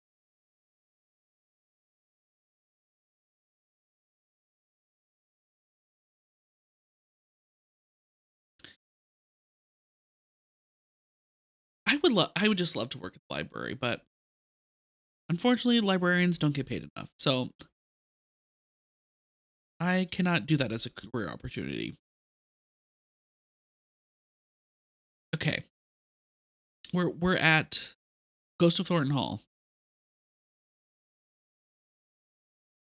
I think this is gonna get S tier for me, but like at the bottom of the S tier. Because there's so much in that game. It's so I love the three, especially the three endings. I think that's a really cool thing that they did. Um, public libraries are like more like people overdosing in bathrooms, poop in weird places, condoms and books, smelling people and kick people out. Oh, well, that's crazy. That doesn't sound very fun. I mean, I don't know. The ones around me have never seemed like that, but I could see that happening. Fire so red, ass so fat. Exactly, Charlie. So I think it's got to go in S tier because of ass so fat. Um, Jesselyn kind of bugs me, but I love her voice. The decisions made are stupid. Harper is iconic. Clara's annoying, but like in a good way. It's fun to talk about or Colton being on Grinder. You know, so I think it's an S tier. It's very replayable. The three endings. Harper is a top tier character for sure. Okay, Silent Spy. I'm putting it down here, besties, and here's why. The part about the Nancy letter from her mom makes me cry every time. Like it's so emotional, and it like that part I love. But the rest of the game is just blech. Bridget is so annoying. The puzzles don't really seem to connect to much. Um, the cookies are fun. Um, and the arrows are stupid. And it makes no sense story wise. Exactly, Cantor. It makes no sense. Like it's just I don't know. It's just I mean I wish we got to like learn more about Alec and stuff and be more involved. I wish I wish that there was actually more like Ewan was like somehow related to I don't know. Still like it doesn't make a whole lot of sense why we're there and what we're doing.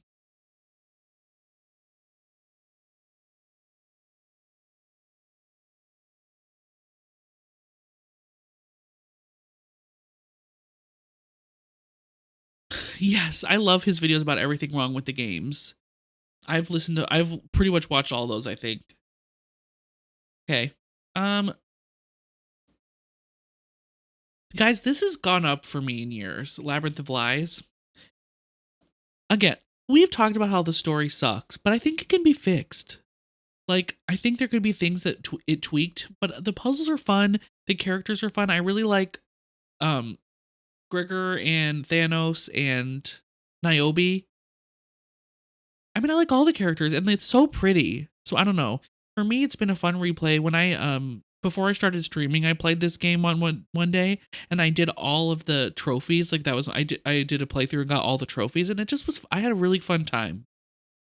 Um and so I think that's why it's going to stay high for it's gone up for me because it used to be lower, but I think from the replayability factor is what brought it up for me because it's very replayable. There's a lot to do. But I totally get having trouble, Haley. I do. Okay. Sea of Darkness. I think this is gonna go in Alejandro, my poppy. Yeah. Um, I love this game. The characters are great. The puzzles are good. It's beautiful. There's something about it where it's not my first like I want to replay this. It's my favorite game ever. So that's why it's just not up there. For I don't like I can't pinpoint on why. I don't like Soren. I know everyone likes Soren. I don't. I think he's annoying. Maybe that's why it bugs me, Soren specifically. But I just I don't feel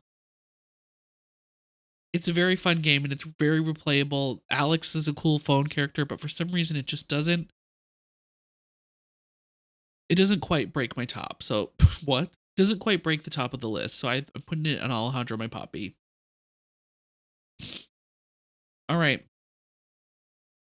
Guys, I have another hot take coming up. Okay?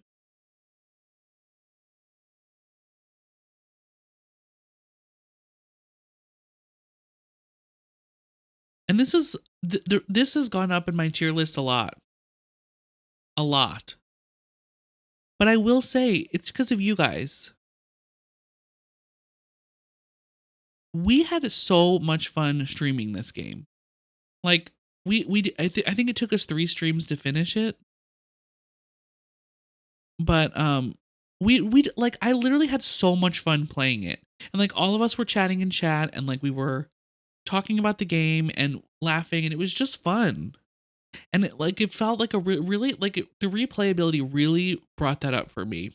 And there's more stuff that I didn't know was in the game that I just learned about. Like you can find all these roots and like make like you can find a root and make like a truth serum and then you can give it to all the characters and they'll tell you something. And like I didn't know you could do that until after we did our playthrough, but and you can do shroom tea too. I didn't know that. Like there's stuff you can do that we haven't even done yet, and I think that's so cool. And the pancakes are fun, and Deirdre is fun. Isn't that so funny, Charlie? I was like shocked. I want to look up how to do it so we can do it next time we play. Um, I know I want to do it. I want to look at it. Maybe we could try to do it for Halloween again next year. I don't know, but the pumpkins are fun too. I think May's ugly leggings are fun to make fun of. I don't know. It really has it really has a fun place in my heart now because of streaming. So that's why it's higher up because we had a great time. And that's all that matters to me is if we're having fun. Yeah. Okay, last but not least, Mystery of Seven Keys is going to go in created by Jane. Um I don't know. I feel like I've been trying to justify liking the game for so long. And I don't know. I've played it twice through now and I really don't have any interest to play it again anymore. Like I'm going to have to cheat on the puzzles. I hate the puppet part. It was so stupid. You only get to talk to the priest like once, which is crazy. You don't get to call people. You can't Bess and George aren't in it. I like American Patrizia, I will agree. And the characters were pretty good, but it's just I don't know, the safe puzzle was too hard. The clock puzzle was too hard. There's not enough information on what you actually need to do. The texting is awful. Cause like you'd be like, I don't know what to do, and then you'd have to just text somebody. Like who thought of that? Like that's so confusing. So confusing. So that's my vote. That is my vote. So guys, this is my tier list. Top 5 games: Tomb of the Lost Queen, Danger on Deception Island, Shadow Ranch, Stay Tuned for Danger, and Curse of Blackmore Manor. I think those are. I'm so happy with my top 5. I think that's like yes. I'm feeling like this is a good tier list for me. You know what? Key above cap is kind of crazy. Maybe I'll switch that. I'm not putting. However, I'm sorry. Alibi and Ashes is staying where it is. I'm not putting it above Key. I don't like. I don't want like if I never had to play Alibi and Ashes again. I think I'd be okay. I think I'd be out just all right. um. No, I'm gonna leave Key. No, I'm gonna leave Key above cap. I am, and here's why.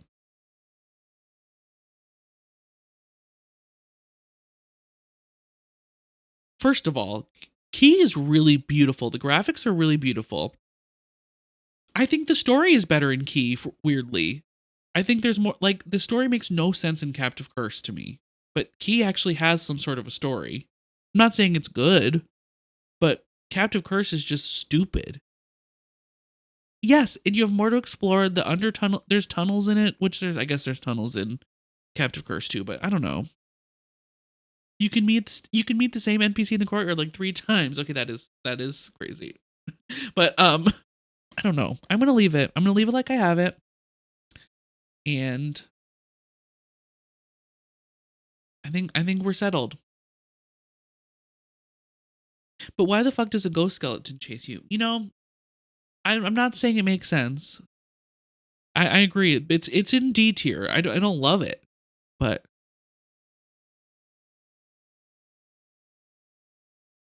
no, maybe I am changing my mind. No, I'm leaving it. I'm leaving it. I will say that when we played Captive Curse, we did have fun because we did beer and pretzels, and that was pretty fun. Hey Penny, how are you? Listen, I don't I don't like Phantom of Venice or Spy at all. I don't know. I mean, not at all. I just think the puzzle set in Phantom of Venice is really hard. And then the story makes no sense except like I love the letter from Nancy's mom at the end. That always makes me want to cry, but the rest of the game is just bleh. I know the cat suit is like why it's honestly if there wasn't the cat suit, Penny, I would have rated Phantom of Venice lower, I think. I think I would have rated it lower.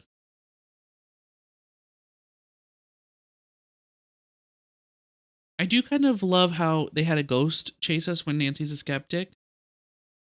Yeah, I can agree with that. I pictured her Naruto running the whole. I'm so dead. Like, is that like with your arms? Hey Sarah, how are you? You just started playing Phantom of Venice. Listen, I think like um I would play it again. Like I've been playing it since I was a kid, so I would play it again. Not like I won't play it. It's just I don't know. It just if I'm comparing it to the rest of the Nancys, it's not one I pick. It's not one I really enjoy. It's just weird, and the story doesn't make sense. It's just like you love Imogen Heap? Me too, bestie. Me too. I love the song. Well, um, oh, what is it called? Their most popular song. They have a new one called oh God, I can never think of names of songs. Hide and Seek. Thank you. Yes, yes. Hi Ray, you got in your room? Good. I'm glad, bestie. 9 hours. Oh, that's the worst. I hate that they took so long. I hope you're on your way to feeling better, bestie. Sending you all the love, seriously. Thank you, Juliet. I appreciate it.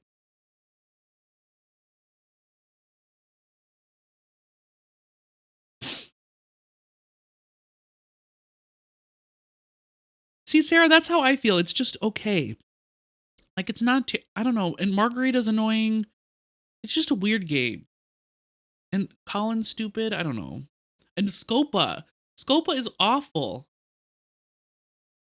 Scopa is awful. Sorry. Okay, you guys. If it's okay with you, I think I want to skip the last tier list since we spent so long on the other ones. I don't think I want to do the villains one just because I'm exhausted. I have to get up so early tomorrow, and we've been streaming for 4.5 hours. I thought that this would take. I didn't think this would take this long. Is that okay with y'all? Will you cancel me?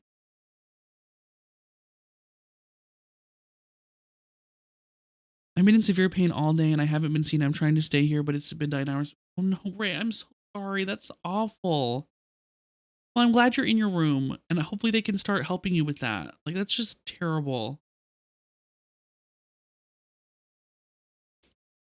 You know what, Charlie? I'm blocking you. No, I'm just kidding. Yeah, I think we're gonna. Let me just check. Let me just check who's streaming right now. Oh, we're gonna raid. Everybody come raid KTR with me, please, because it's her affiliate anniversary. So we're gonna raid KTR. So everyone, please come over and follow KTR if you're not following them already. Um, Such a fun time. Thank you for being here. I feel like this was such a fun stream. I love doing the tier lists. I've never talked this much ever in my entire life, but it was fun. I hope you feel better, Ray. And I love you so much. Um, and yeah, everyone, thanks for being here. You guys are truly amazing. I'm probably gonna post this on YouTube. So if you missed part of the tier list, if you want to see what we did, the group tier list, please subscribe to YouTube, and yeah, I will see you guys next time.